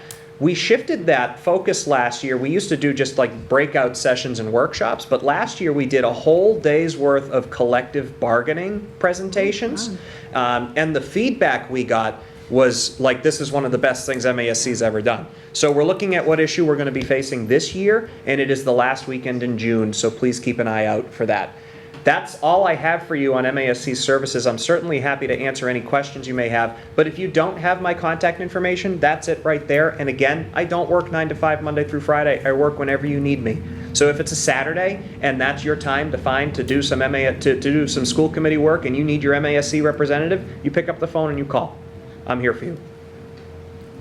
All right, thank you, Sean. That was Thank you, Sean. Great. And I just want to say to everyone, I have taken charting the course multiple times because every year they fresh it, and it was so great to see so many people in those seats and to just be there and see how engaged they were. It's so important. I can't recommend attending the webinars, the lunch and learns, the conferences enough, because the amount of touch points, the best practices that you share, it's I've been able to bring, Mr. Neef knows specifically, I'll be like, hey, you need to see this, and I just learned about this, and have you seen this before? And like with the student presentation we had earlier about RMK student services, I'm like, are like you familiar with that? But that was what went through my mind was, could that be something that we could do, a learning lunch on? Because I'm not sure how many districts know it's there. Right. So it's a great way to continue to learn and be able to bring things back to benefit our students. Absolutely. So, I mean, the amount of growth that I've personally experienced over the last almost 6 years it's immeasurable, and I'm so grateful. So thank you so much for coming here and for sharing more of what you do and what MASC does. My pleasure. It's great to have someone else other than me share that. Well, if you would allow me, please, I know you're probably going to get mad at me. This is not why you brought me here. We're very lucky at MASC to have Stephanie on our board of directors, and I know you're in the pipeline to be hopefully the president of MASC in just a couple of years, which excites us. It personally excites me being your field rep. There's 4 field reps. We split the state into quarters, and having you in my district is a real net positive for us, for sure. So I appreciate everything you do to help lead the organization. I know you take great care to make sure all voices are heard at MASC, and you're super supportive of the staff, which we very much appreciate. And your whole committee, I know, is a great group of folks who are here for students, and that's the kind of people that I like to work with. Again, which is why I love John Mills so much, and why you guys are so lucky to have him. And John, tell your mother-in-law that my grandmother's home from Florida, and she looks forward to her call. I was thinking, I was wondering, I was going to text you this yesterday. Came home yesterday. Yep.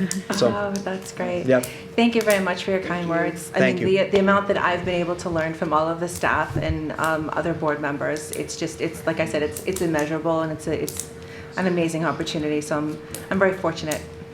As are we, and it's my pleasure to be here. Anytime you want me to come out and do a training or anything that I can be helpful with, please let me know. Absolutely. I'm sure we'll probably talk about doing something potentially over the summer. I know everyone's super busy and it's always difficult to put something together, but I would like to see if we can make that happen. So. Please. Yep. Awesome. Thank you very much. Thank you, folks. Nice to see you all. Thank you, John. Good to see you. I'll see you soon. Welcome to stay. I just want to quickly pass out, when I went to charting the course the other day, they had some handouts for the members who were taking training. So I just grabbed some of them to share with everyone. I'm not sure how many I have.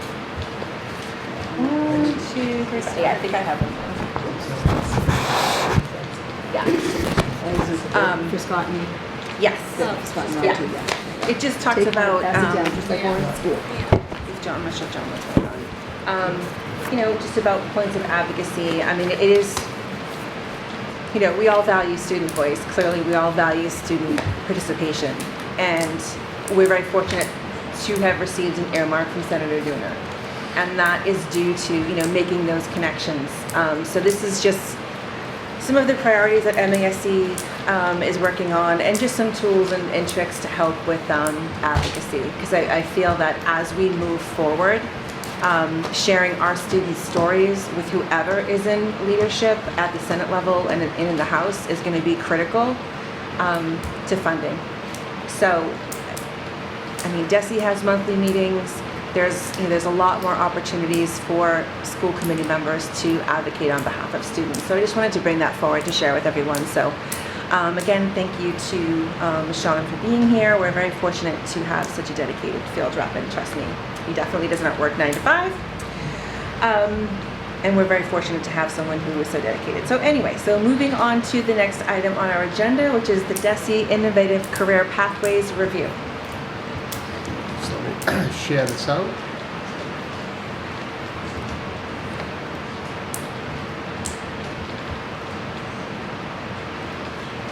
Gosh, I'm so lucky in here. I'm sticking to the desk. So, and we put the AC back on, I'll try to speak loud and Okay. get in. Is it hot? In Like, January, well, we had our review of our Innovation Career Pathways by DESE, which obviously makes sense that they're doing that. So DESE is, and the state have invested a lot of money in school districts developing innovation career pathways.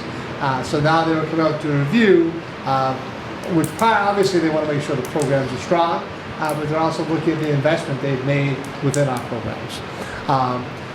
For this review, they did interviews, focus groups, staff surveys, and then they reviewed all of our program documents to determine our ratings.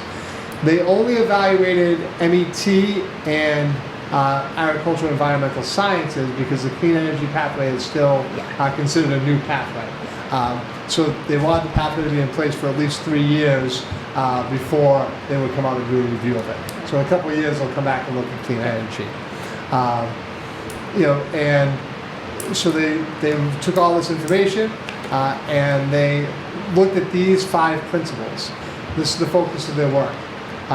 Equitable access, guided academic pathways, enhanced student support, connections to career, and effective partnerships. And they give you a rating in each of these areas. So I'll go through our ratings. Overall, our report was strong and had some good feedback for us. So the rating system, you can get an area of challenge, you can be developing, established, or an exemplar. And we did not have any areas of challenge in our report. So first, equitable access. We got an overall rating of developing. And the reason for this, and the report is linked in your background, so you have access to the entire report. But the reason for our rating of developing here is currently in those 2 pathways, in MET and EAS, we do not actually have any minority students enrolled. So that was a concern, obviously. But when you look at our pathways as a whole, including all the pathways that we offer within the school district, the 8 pathways we actually have strong minority representation, and we have minority representation that's consistent with our student population.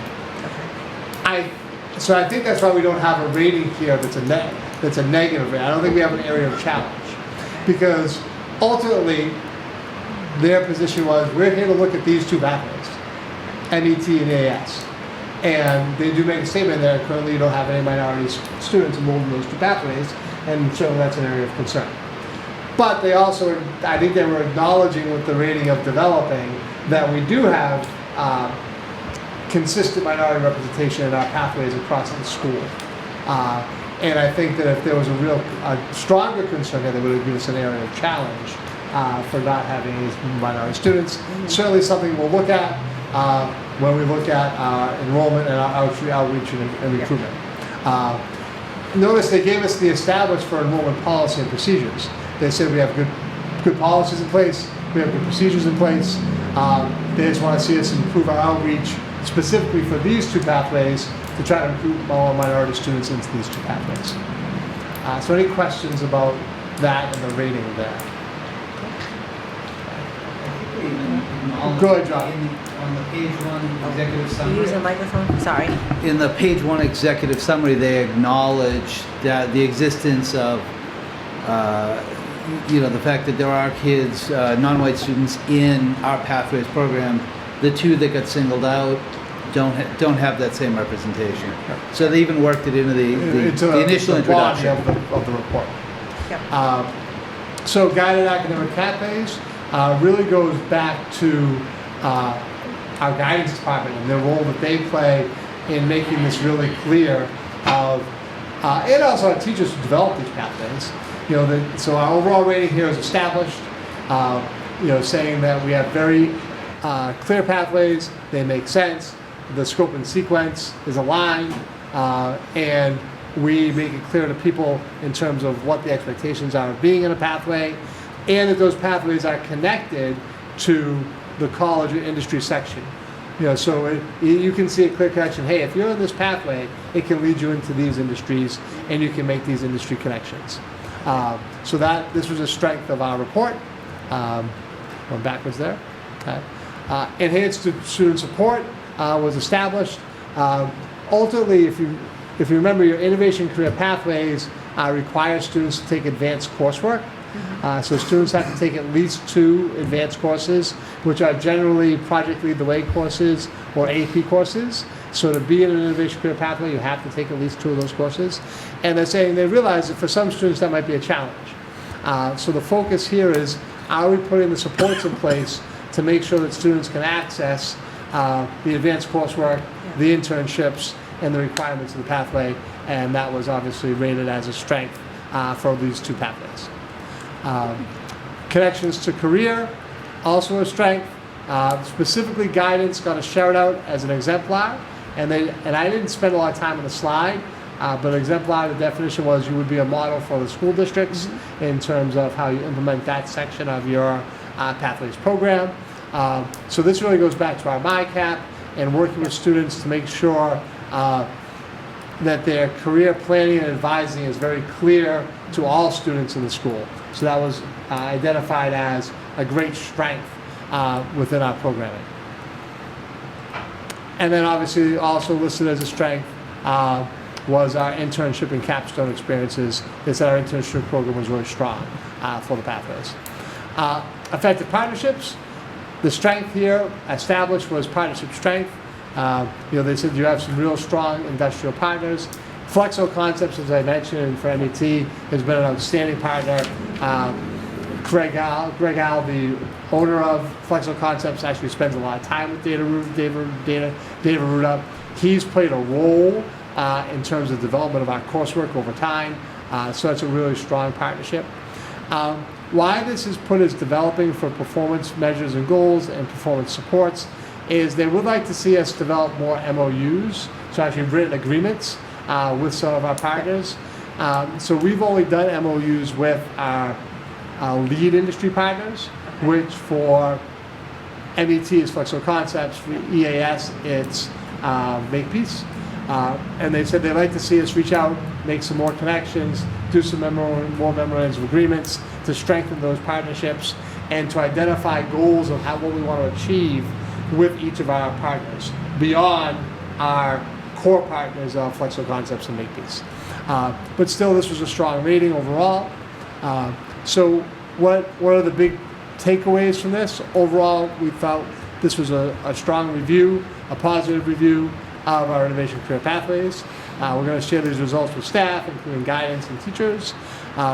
Certainly, we're going to work to increase recruitment of underrepresented populations within MET and EAS, because that was obviously an area of deficiency. We're going to work to strengthen our relationships with industry partners through the implementation of formalized MOUs beyond our lead partners. And then we're going to seek new industry partners. We're always trying to make as many connections as we can. And even this year's externship program, I thought was going to bring us some new industry partners. Overall, I think this was a really strong report.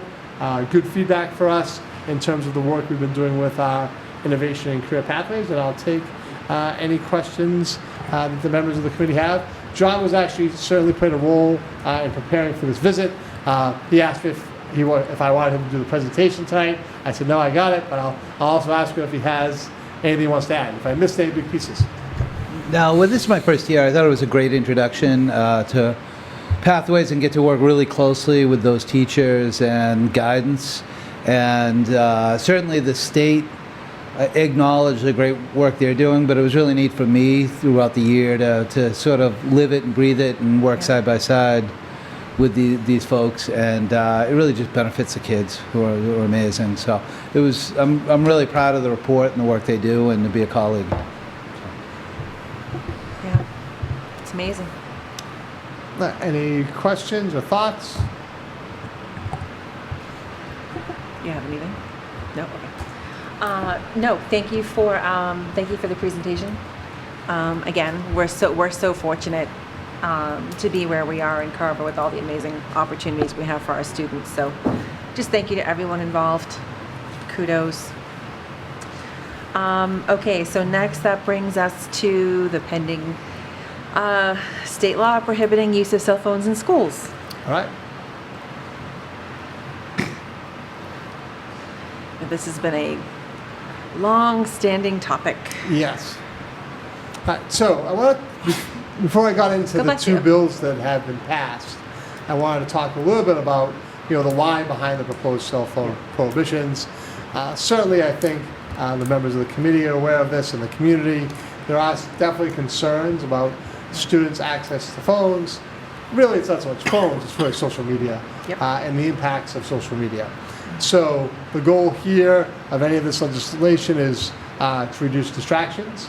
I'll use John's piece of information report he saw. You can correct me if I got this wrong. They said that anytime you hear a noise or a buzz or a notification from your phone, that it takes you 7 seconds to redirect yourself. And there was a study that a student in school may receive over 150 notifications a day. So a student, we want to look at our students in the eye and see if they get 150 notifications a day on their phones, or some sort of message, some sort of text, something. But they said that the research said that each time it took you 7 seconds to redirect. So that's a lot of seconds during the day where you are distracted. So tied to that, obviously, is increasing student engagement. That a student who's constantly looking at their phone or connected to their phone is going to be less engaged in what's happening on a day-to-day basis in class. Certainly there's some research out there that's going to improve students' mental health. There's a lot of concerns about the impact of social media on everyone's mental health, quite honestly, not just students. Certainly gives the opportunity to reduce bullying, at least during the school day. So I will say, and Mrs. Cabral left, but if we talk about the problems that we have with phones in the schools, I'm not saying we never have problems with phones in schools, but most of our stuff comes from outside. And then, so it's something that happened the night before, it's some other incident, but then they have the opportunity to talk about it or share about it in school because they have their phones. And so that increases the dialogue about whatever the other thing is that happened outside of school. So it's, again, not saying we never have problems with, on a day-to-day basis, hey, this student did something really inappropriate with their phone. Most of the time it's like, hey, this happened outside of school, but now let's all talk about it. I don't know why I'm going like this. Pretending I have my phone. Right, texting, So, because that's where we're all but that doing. definitely plays a, there's certainly a piece of, from a bullying perspective, which we're talking, this has been going on for 15 years now. There was a reality piece of, if you had negative social interactions in school 20 years ago, when you went home, you could remove yourself from them. And you still can, because you can put your phone down. You can shut your phone off. But it's easier for me to say that than for students to do that. And quite honestly, I think sometimes for families to do that and for families to set those restrictions. So you can remove yourself from it, but many students don't. So when that negative social interaction occurs in a school setting, or outside of school, and then it's just, but they constantly get barraged by it, hit by it throughout the day. So that definitely has its mental health impacts, bullying impacts. And then long term, the belief is that if students spend less time on their phones, they will look at each other. Now, as I look at you all individually, and talk to each other a little more and have more conversation. But look at these guys are all looking, they're all looking, pay attention to what's on their phone.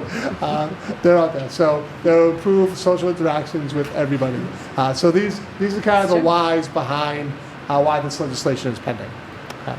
So there are two bills that have been passed. The Senate passed their bill last summer, actually. The bills have the same name, an act to promote student learning and mental health. The Senate bill requires school districts to develop a policy prohibiting cell phone use during the school day by the fall of 2026. DESE has a responsibility to build a model policy within 180 days. So the language in this bill said, once we pass the law, DESE has 180 days to create a model policy. And school districts have 180 days to create their own policy. If you don't create your own policy in 180 days, then you have to adopt DESE's. So they said, within 6 months of the passage of the bill, they wanted a policy in place. And then you have to annually notify DESE of if you change your policy. So every year, we're going to have to send our cell phone policy to DESE. And actually, every year, we're supposed to notify parents of our cell phone policy, beginning the fall of 2026. The House bill is deeper. There's more to the House bill. And we'll talk about timeline in a second. So the bill has the same name, same concept, requires school districts to develop a policy prohibiting cell phone use during the school day. They put in this language, and at other events during the school day. The Senate bill is not very clear. In my mind, it's clear to me, school day means if you're on a field trip, that's probably a school day. But this bill is actually very clear. If you're on any school-related event that falls within the hours of the school day, that this ban has to be in place. Doesn't have to be in place for the bus for the sports game. It does have to be in place for a field trip on a Saturday. But it has to be in place anything that occurs during the hours of the school day that's a field trip. Same idea. DESE has 180 days to create a model policy. Districts have 180 days for a model policy. If you don't if you don't create your own within 180 days, you have to adopt DESE's. Interesting caveat here, which we'll talk about in a second. DESE must develop a pilot program, including at least 10 districts, to use what's called geofencing. And we'll talk in a minute about what geofencing is. So that's actually in the bill. This is some additional things for DESE's for the House bill. Like I said, the House bill has more. The House bill has these exceptions. So it says that the districts must make accommodations for students who are on IEPs or disabilities that require them to use their cell phone or personal electronic devices. And I have to keep saying cell phones. It's really personal electronic devices. And for students, that means your smartwatches as well. And I think a lot of our high school students have smartwatches. I don't know if I see any up there. I know it's actually become very popular at the elementary school. So we've been talking about this at the elementary level. There's a lot of elementary kids who don't have cell phones, but we have first and second graders with smartwatches. Because you're trying. Which is the same as having, it can do all the same things the cell phone can do. So it's really personal electronic devices. Maybe not everything, but a lot. So it can also have to have an exception for documented medical needs. To my knowledge, we don't have any of our students whose current IEP calls for them to have a cell phone, unless it was for a medical documented need. A lot of our diabetics now track, their levels through their cell phones. And then for language access and transition, so if you're an EL student who doesn't speak English, you have to be allowed to have access to your phone for translation. And also, this is the interesting one, I don't know what this means. There has to be an accommodation that students are able to contact their parents in an emergency. So I guess it all defines what is an emergency. I'm sure some parents and some students will have a different definition of what an emergency is from what we have. Oh, I think a lot of parents and students will have a different definition. So the House bill definitely there's more to it. And that's not all. The House bill has even more. So the House bill also includes the social media guidelines, separate from schools. So this has nothing to do with schools, but they've lumped this, the House has lumped this all together. And I think that's going to cause a little bit of a problem in terms of getting passage. Because right now what's happening is they're in reconciliation. So the House has passed the bill, the Senate's passed the bill with the same name. Now they have to come together in conference and say, okay, we have to take these two bills and make it one bill.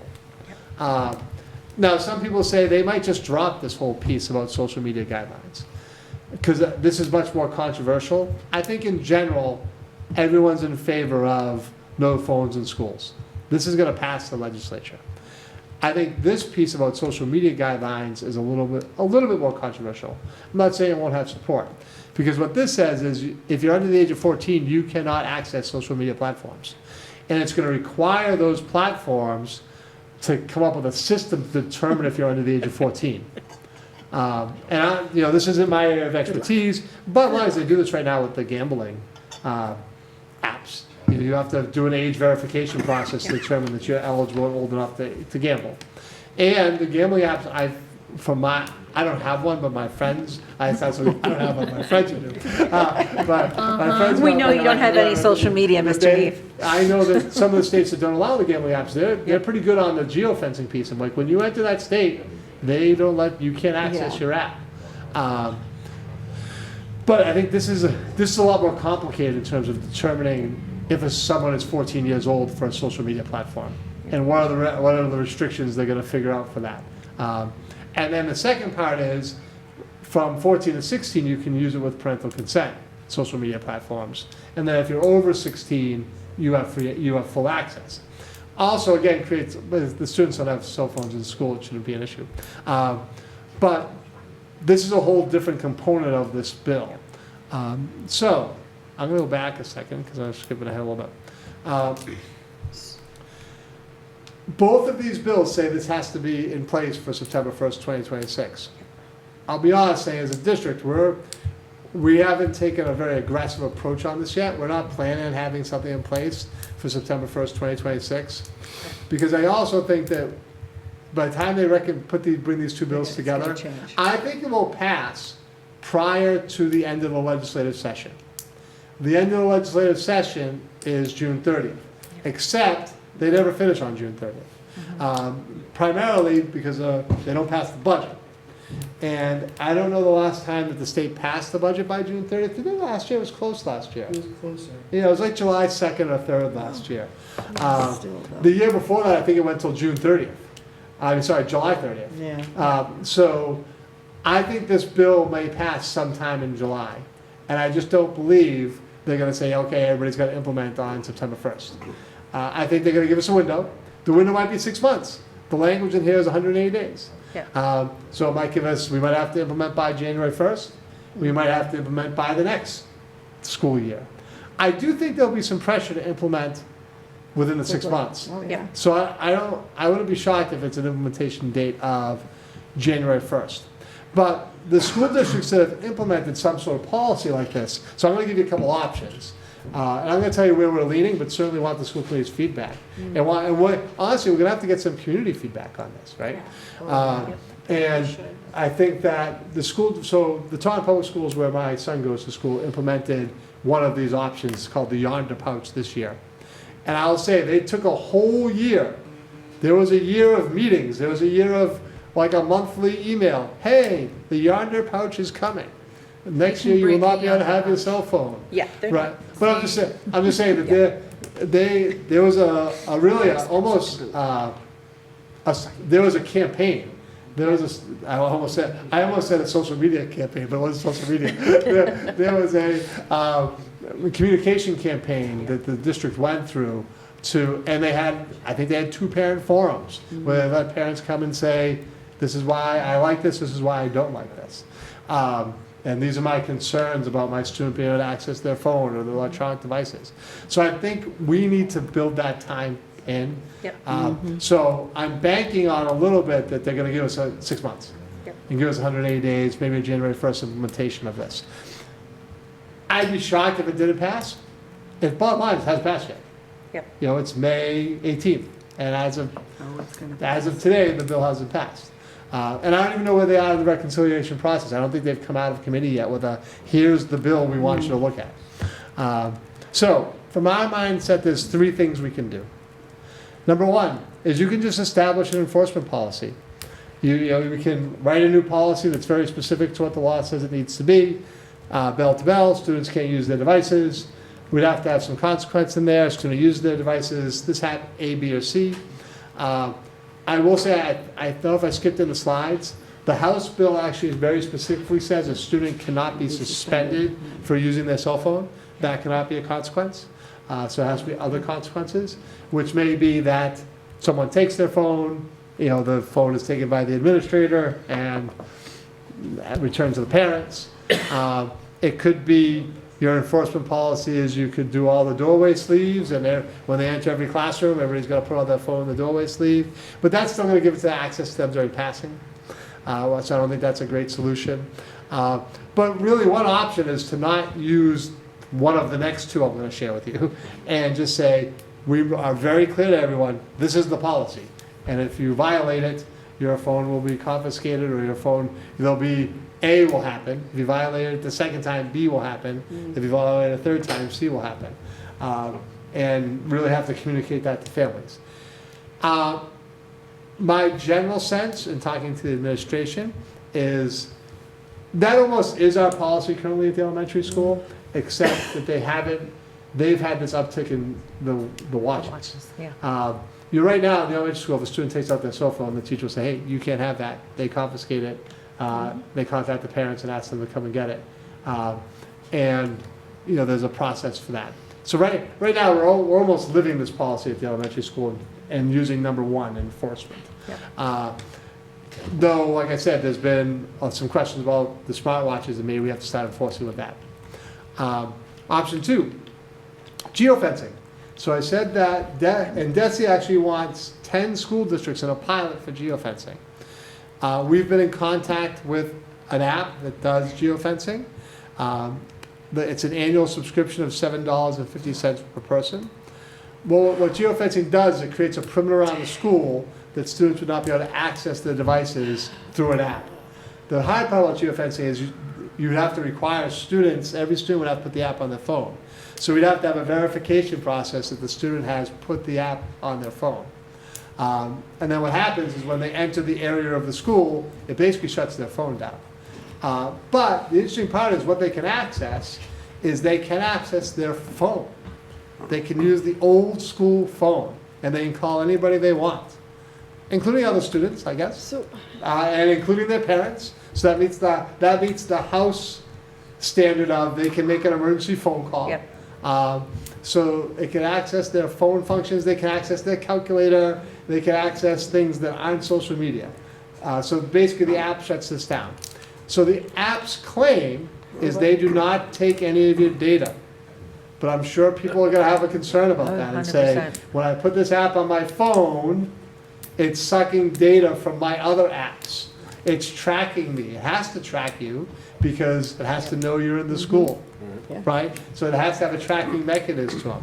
The company, I met with a representative from the company, and they said, they say, A, they don't extract data from your phone, and obviously it's in their agreements, and B, they don't keep their tracking data. They admit they have to track you. They say they don't store it anywhere.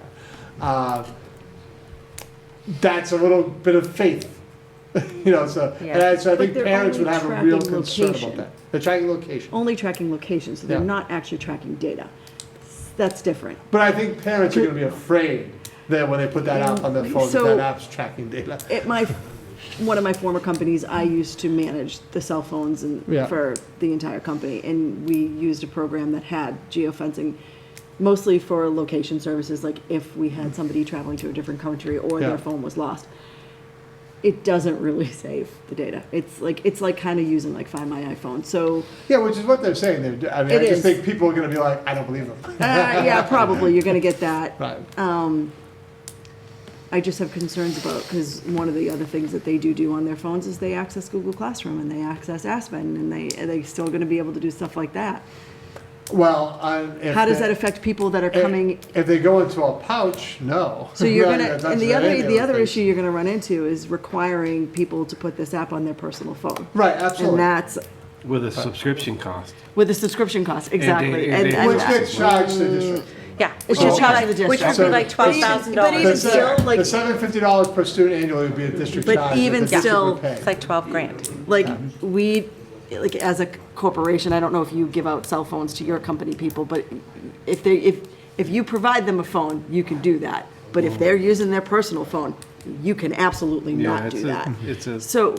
It's a tightrope. It's going to be, this is going to be a very They can put it on and take it off I think it's interesting that DESE is backing this and actually requiring the House bill, it might get knocked out of the final bill, but the House bill says they have to have 10 districts as a pilot for geofencing. And it concerns me too about the field trip stuff.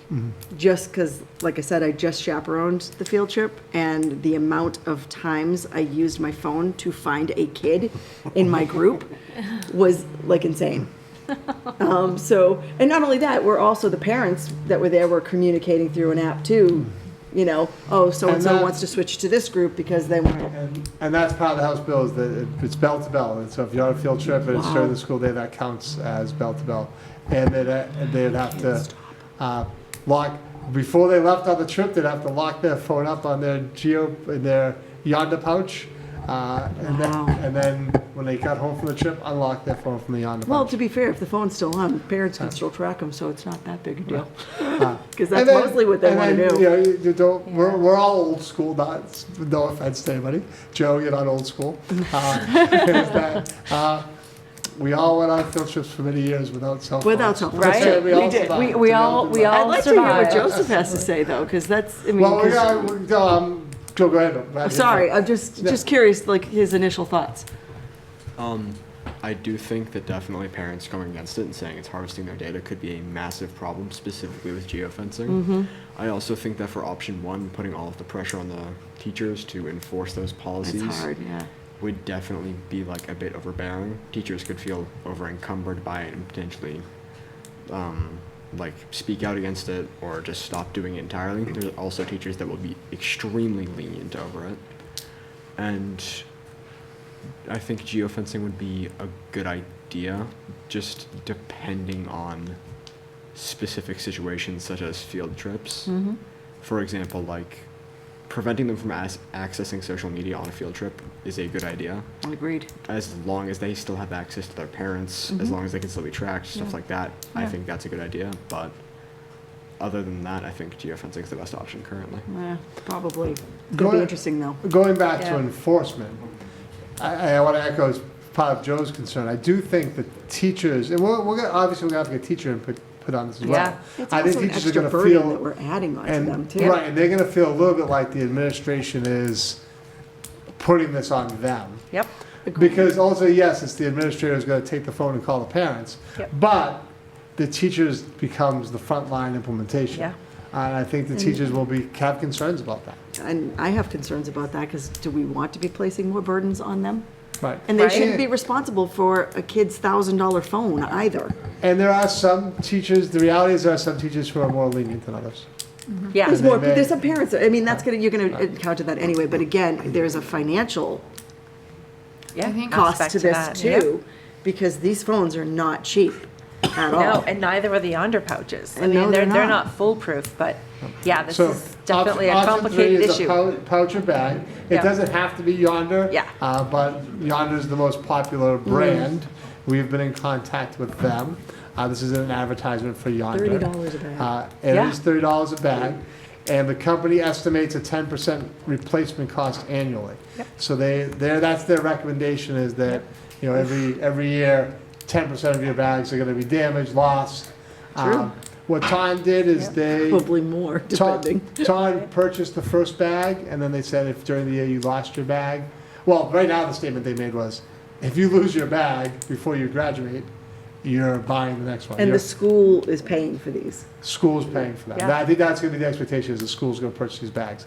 So it's gonna. So Ron, financially, how does that, where does that come from? Well, it's gonna be about $24,000. We don't have an answer to the question of where it's gonna Okay, come I'm from just yet. curious. It's not currently in your budget.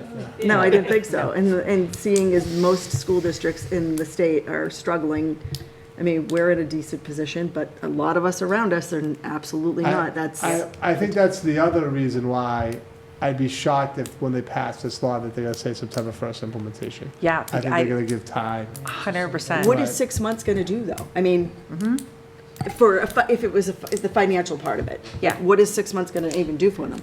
Right. Not That gonna would give be them, I a mean, year, right. it. Yeah. So we'll Interesting. Yeah. consider even like a parent forum too, just so that. Oh, yeah, we Oh, definitely, we'll definitely have have lots of that parent forum. forums. Yeah, we'll definitely I'm have to definitely have not community opposed to input. this. We're gonna have to have a By the lot way, of communication on it. most people's phones don't work in that school right now anyway. Just saying, because every time I walk in there, I can't do anything with my phone. So how the Yonder Pouch works is you would set up stations at your entry points. Yonder actually the company gives you a person who's like their representative who comes out and based on their experience gives you recommendations on where to set up your access points. And the students would come in during the day, they'd have to take their pouch out, they'd have to take their phone out. Someone would have to, in theory, watch them put their phone in their pouch, though you can go online and buy a fake phone for $15. You can buy one for $30, it turns on, that's not a real phone. So students can buy those and show, yes, I'm turning my phone on, put it in their pouch, and have something else in their phone. Oh, yeah, there's all kinds of workarounds. I have a student that is so committed to that bit. Like, I know she has a phone, and she comes in every morning with the pouch with the dummy phone in it, and she's like, Katie, can I leave this on your desk so I don't lose it? And the thing is, though, at the end of the day, she's like, where's that phone? Like, she's so committed to the bit. But I know when she's going, She's going hard on it. she's like, I gotta go to the bathroom. She's really in there, like, texting her boyfriend or something on her real phone, but she is so committed. And I'm like, I never see it in class, so what am I gonna do? No matter what system you create, there's always gonna be a percentage of students. There's gonna be your 5% who are gonna try to find their way around the system. 100%. Break the rule, get in trouble. 100%. So there was actually some recent research that schools that implement some sort of policy, they have in the first year, they have a 16% increase in student discipline because people get in trouble because they're trying to get around the phone policy, whatever the thing is. And then there's a few school districts across the country that have done this for several years, 3 or 4 or 5 years. And they're saying that then that fades, it's like that first year, you gotta get through that first year, and then the numbers get better and the discipline numbers go back to where they were before, and people kind of accept this is the way life is now, and it's not going to change, and so that improves. So with the pouch, they come in, have to show someone, they have to be staffing. It becomes a staffing issue a little bit, so it may have impacts on negotiations and those types of things about because we're going to have staff assigned to watch people put their phone in their bag, and then they lock it up, and then at the end of the way that they're like magnetic strips, and you can actually take them down during the day and only have them in the office so that students can't just walk up to them and unlock their phone ours during are the like day. handheld. We chose not to have them up, we hold them. But you have to unlock them at the end of the day. Yeah, and then they come back at the end of the day, if you use the magnetic strip ones, like the stations are there, and then someone's job would have to be go set up the 10 or 15 stations a day, put them back up. And then the students, when day ends, they come and unlock their phone and access their phone after the school day ends. Yeah, so then you have to, sorry, great job. No, I was just going to say back to the funding thing. The Attorney General's office did announce grants are available, but they only put, it was only $500,000 that they put aside. Yeah. That's going to go really quickly, and the deadline for the grant is about 2 weeks. So you kind of have to decide. Well, you got to apply by June 5th, I believe. But you got to have your policy approved in place by the time you apply. Yeah. So we'd have to do that in less than 2 weeks? Honestly, at this time, we're not do that. applying No, for we that couldn't do grant. We wouldn't be able to garner enough feedback. Right. So. Yeah, and then you have to worry about the entry points, right? I mean, then you have to look at the logistics of it. Like the elementary school in the morning, the students only enter through one door, correct? I think the elementary Or do we do school. two? No, right they now, do right now. so if I was going to give you They do two because they come in with the cars in the morning and then the buses drop they off in do the back. 3 Okay. actually. They do 3, okay. Oh, preschool. Buses come in twice. Oh, yeah, well, preschool. 4. Okay. Preschool, two doors out back for the buses, yeah. and then the main entry. So it's actually Yeah. 4. No, I'm just thinking access points, that's all. But so right now, the administration's right. We want feedback. So we haven't made a decision. We don't know what option we're going to do. Yep. We're not saying we're going to do option 1, 2, or 3. Yep. Right. We're looking at this is the beginning of a discussion. Yep. If if the administration had to make a recommendation right now, I think the recommendation would be enforcement at the elementary school. Yep. The elementary school would update their policy, and we would try to enforce that policy. Yep. And I think the recommendation at the middle high school would be the yonder pouches, if we had to make a recommendation today. But there's no specific recommendation, just wanted to talk to you about it, get your feedback, get your sense of where we are. Joy, it looks like you were going to say something. Yeah, I wanted to also just like throw out an idea for geofencing. In order to prevent parents from or from kids from just like avoiding it, you could have parents force them into signing a consent form, or the parents sign a consent form for them to put the app on their phone, in order for parents to not go against it, saying like this was. Yeah. There'd have to be some process that we'd have to develop to make sure that that app was on a student's phone.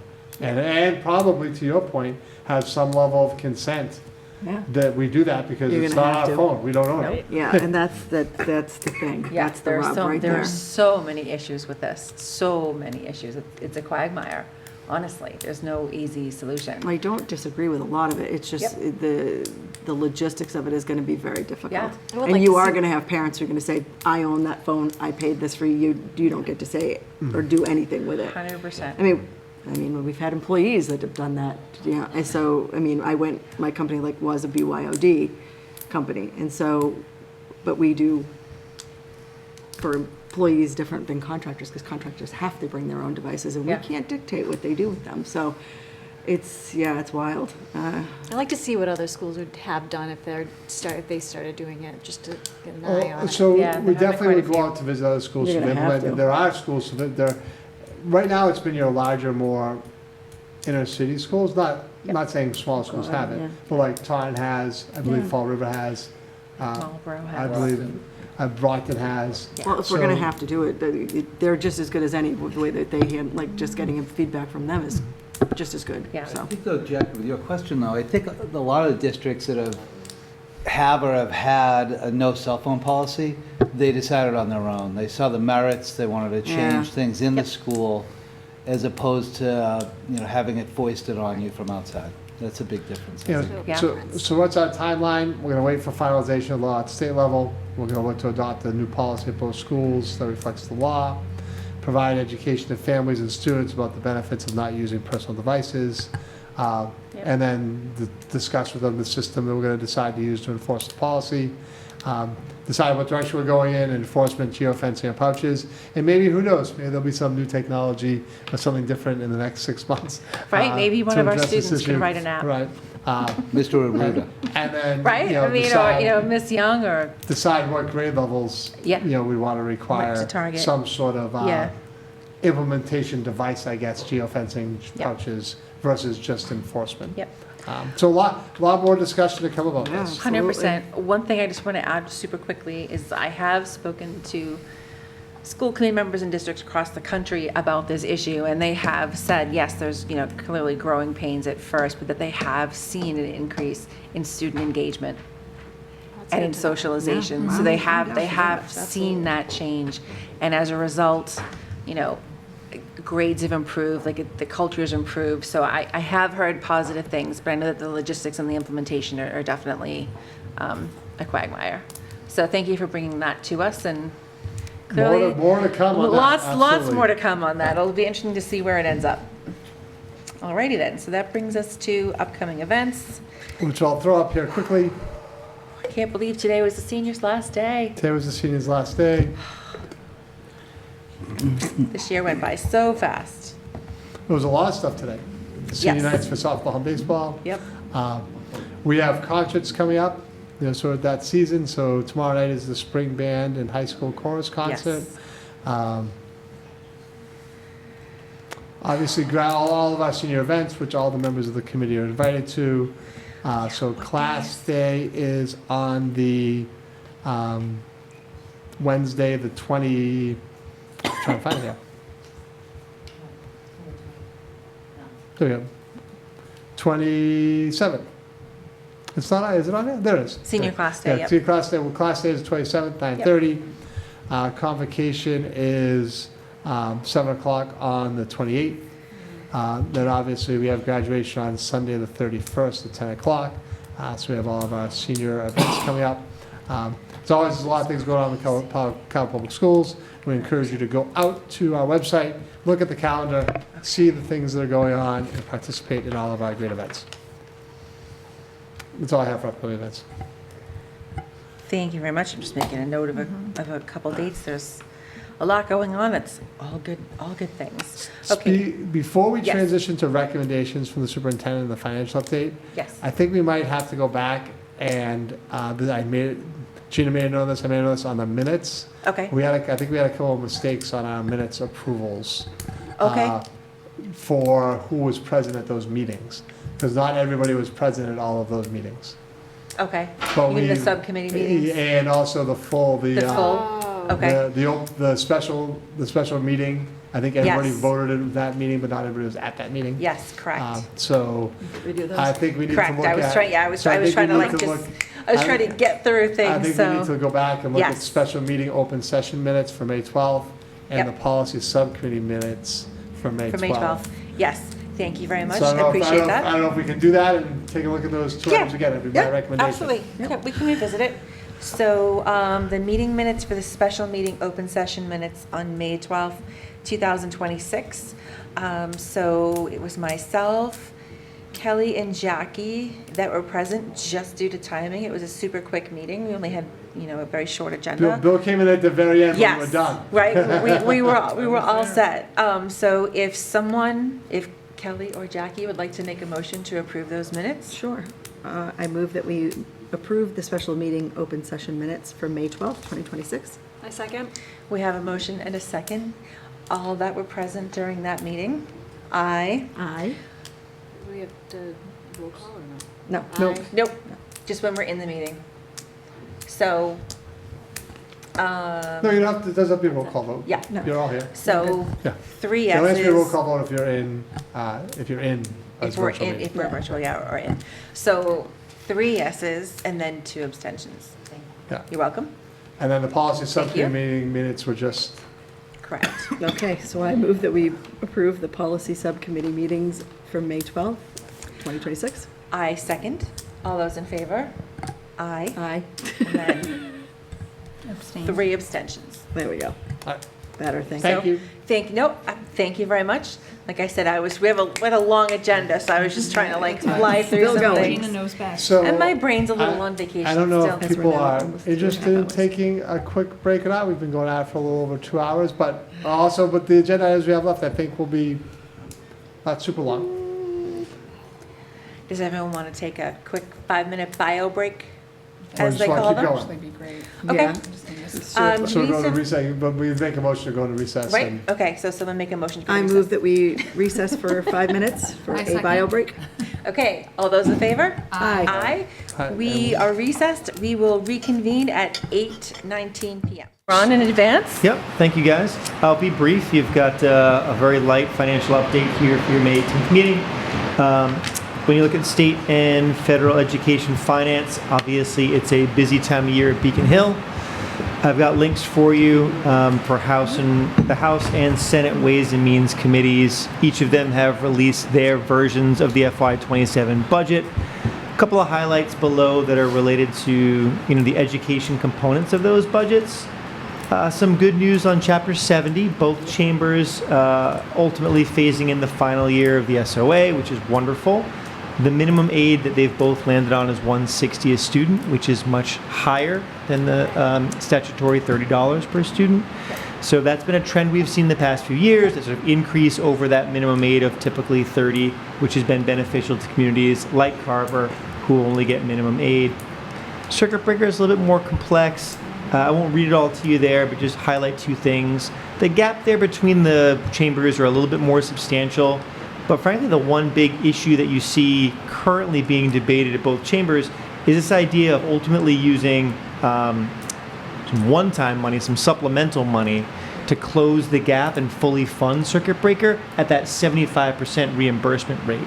So in order to do that, regardless of what structure you look at, they're using some supplemental, some FY26 money to build on FY27. Similar to how we tackled FY27 as well, they're using a bit of one-time money. Okay to do that in a pinch, This will be the second year in a row the state has done that. And so just something to keep in the back of your mind, that if that becomes a trend, that may become a gym up in the future for them. More to come on that. School meals, generally fully funded. They're off by a little bit, but we expect that'll get squared away in reconciliation.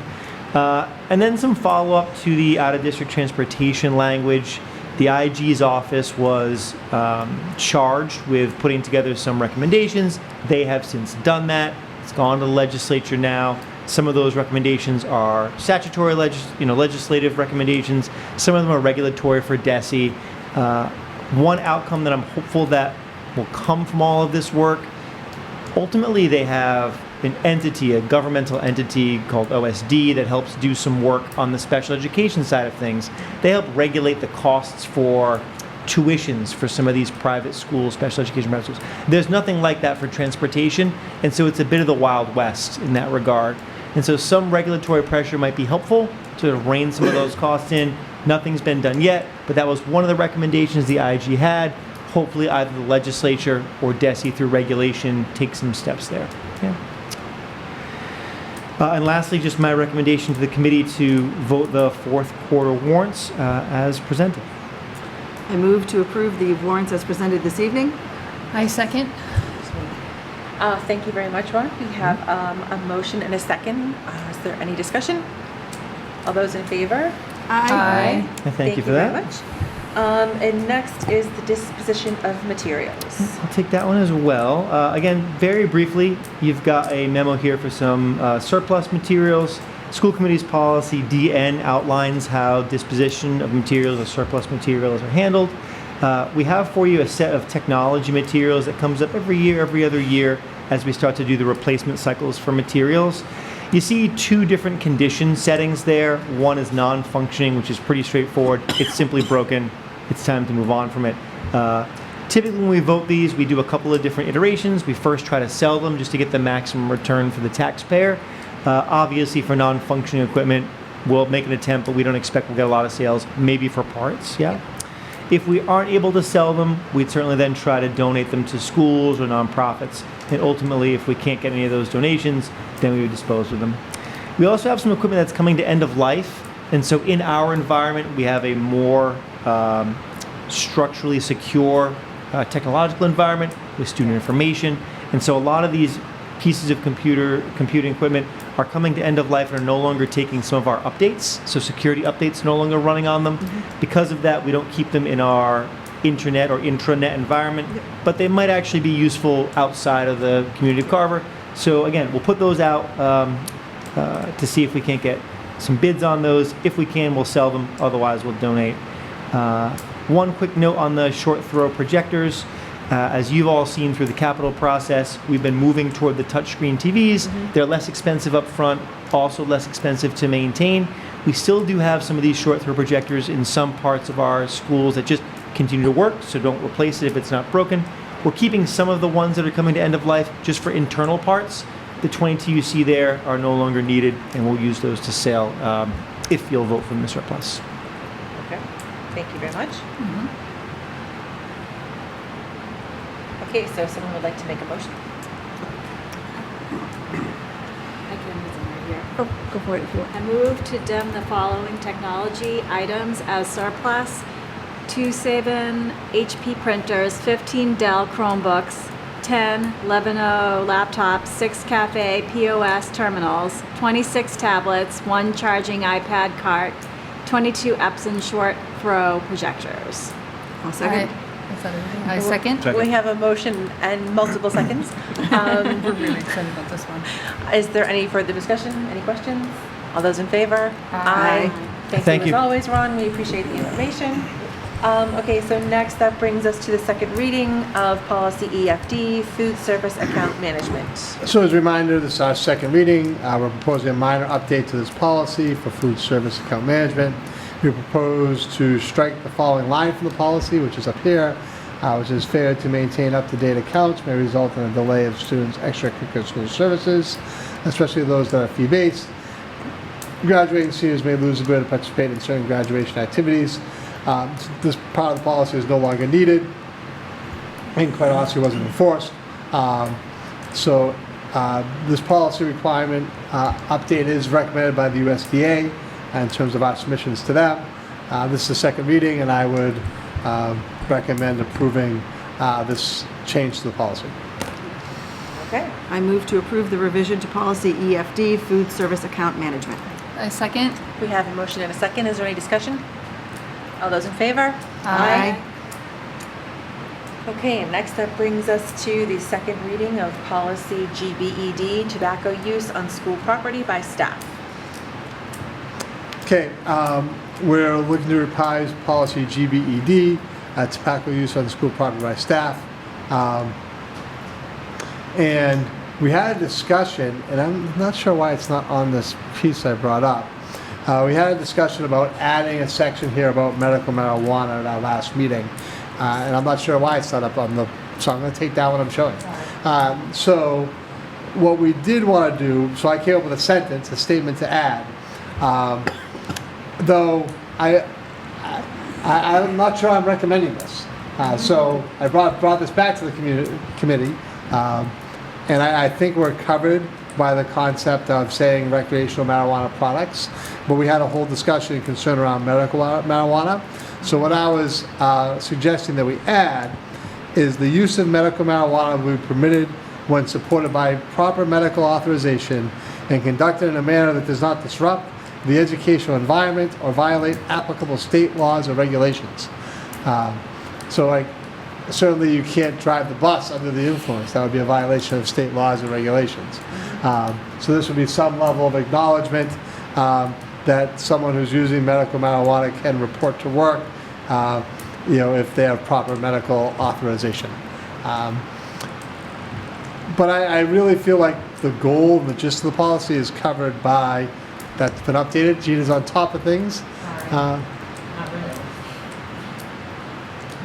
Yes, you are. There you can see the statement, the use of medical marijuana will be permitted when supported by proper medical authorization and conducted in a manner that does not disrupt the educational environment or violate applicable state laws. So obviously if you're someone who takes medical marijuana on a regular basis and it's prescribed to you, we also can't have you disrupt the educational environment.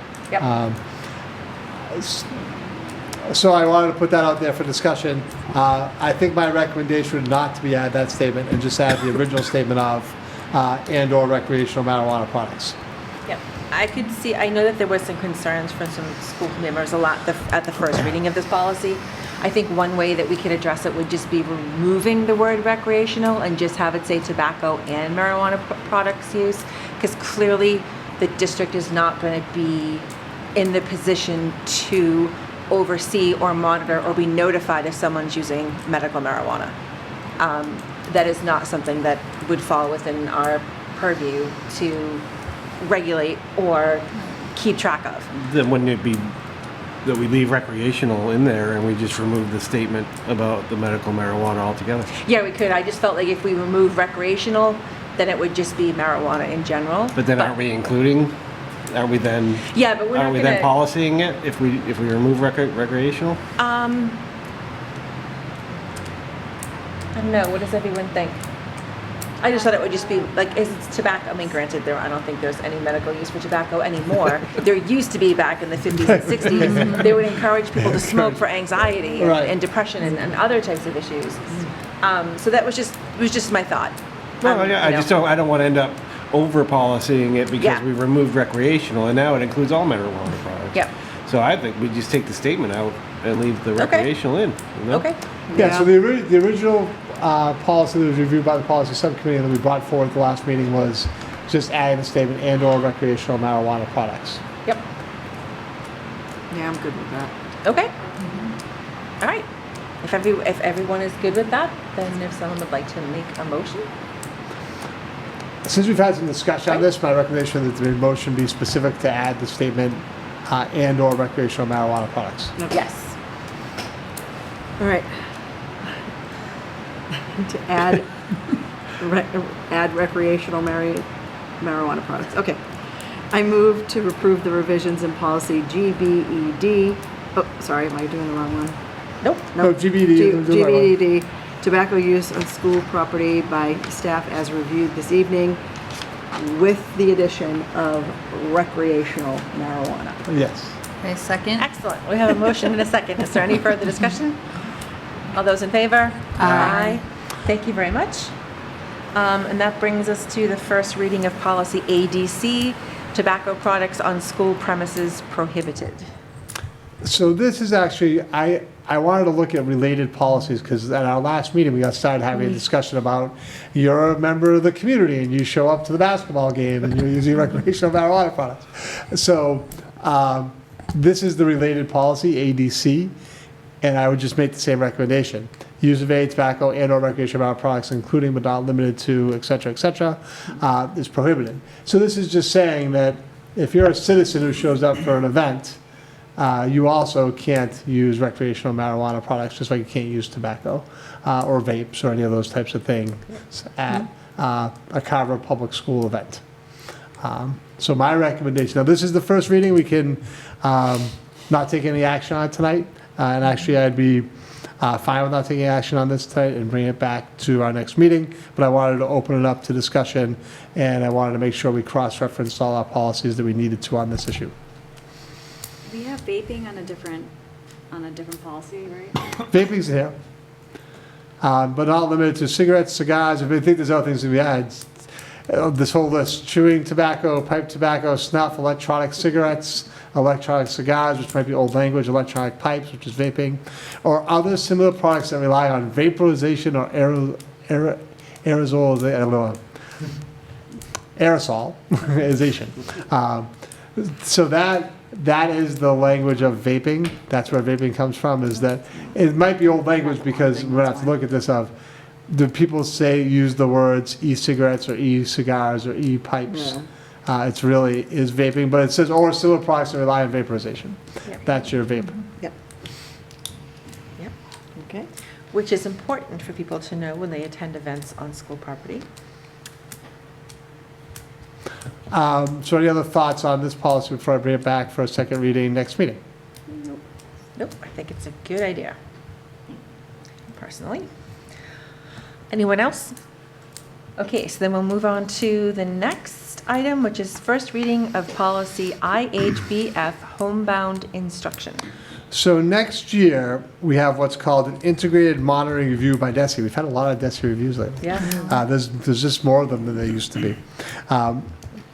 But this review used to happen. It used to be called Tiered Focus Monitoring, a TFM.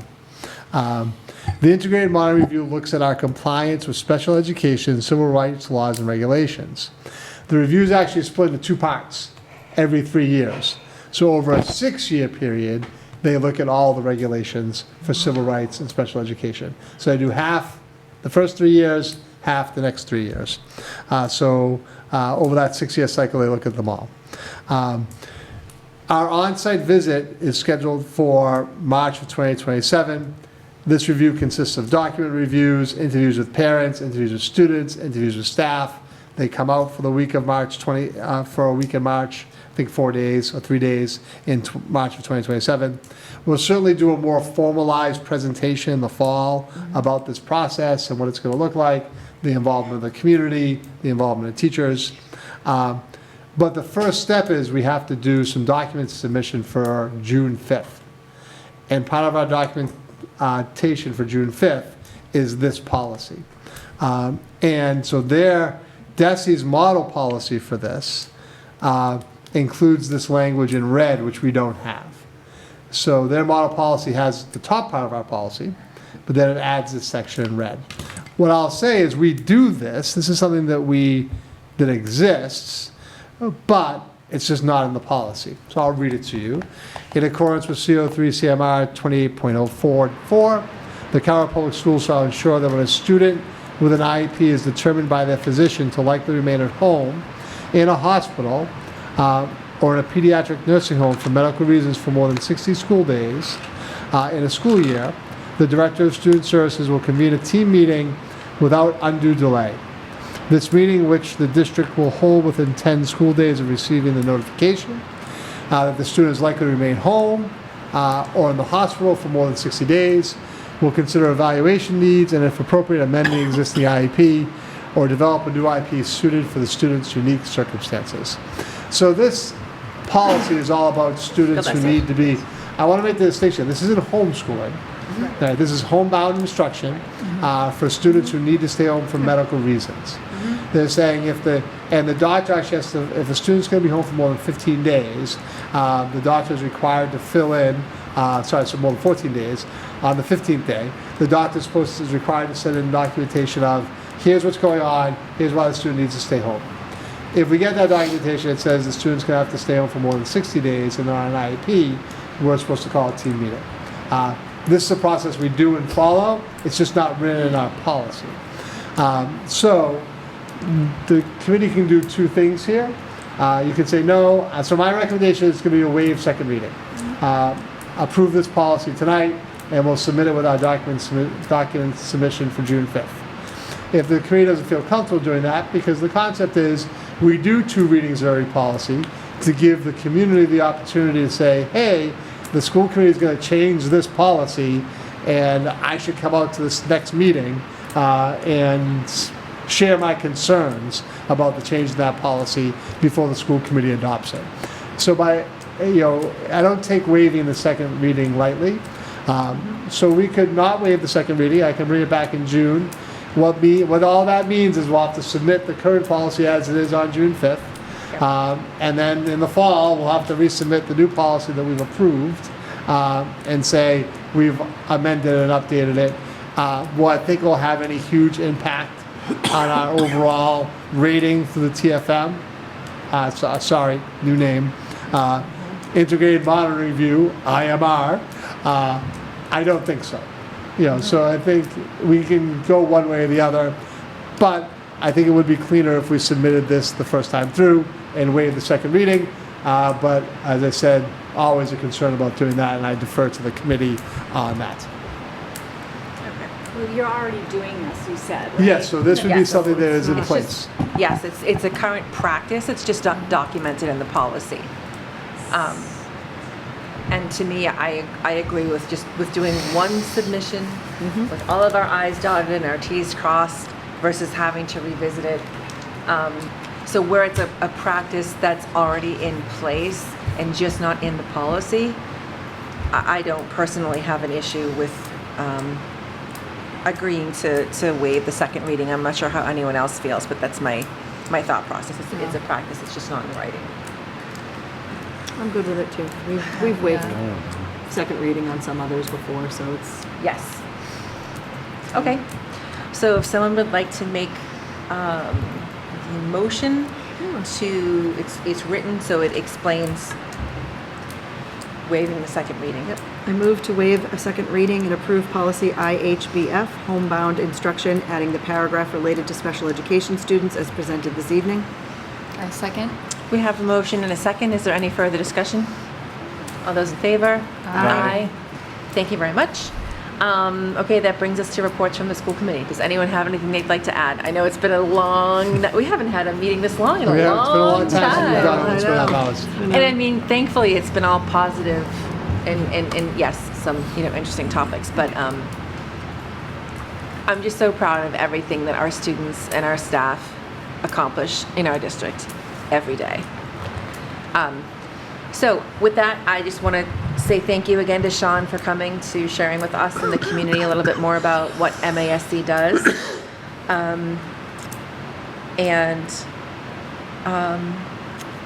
I guess everyone have a nice Memorial Day weekend. People come out and support our students and show up and watch out for information about playoffs and come to the concerts. And students, have a great time on all your field trips. And seniors, congratulations. Right? Yeah, Absolutely. congratulations. Oh, and congratulations next time we meet will be after graduation. Yeah. And congratulations to the middle school chorus and band. They did well at their competition this week. So, yeah, it's awesome. They brought home some trophies. So it was good. It's a Right? good day. Yeah, it's always great to celebrate our student and staff achievements. So thank you to everyone putting in the effort.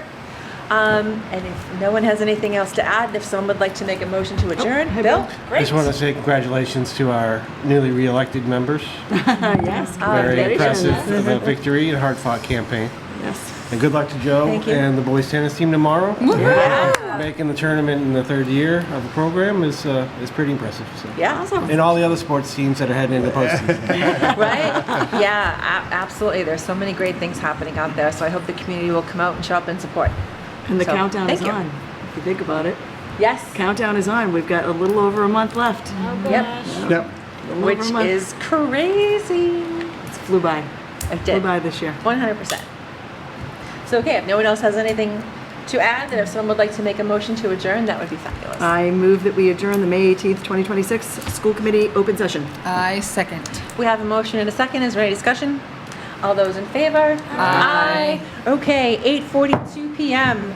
The May 18th, 2026 meeting of the Carver School Committee is ended. Thank you very much, everyone.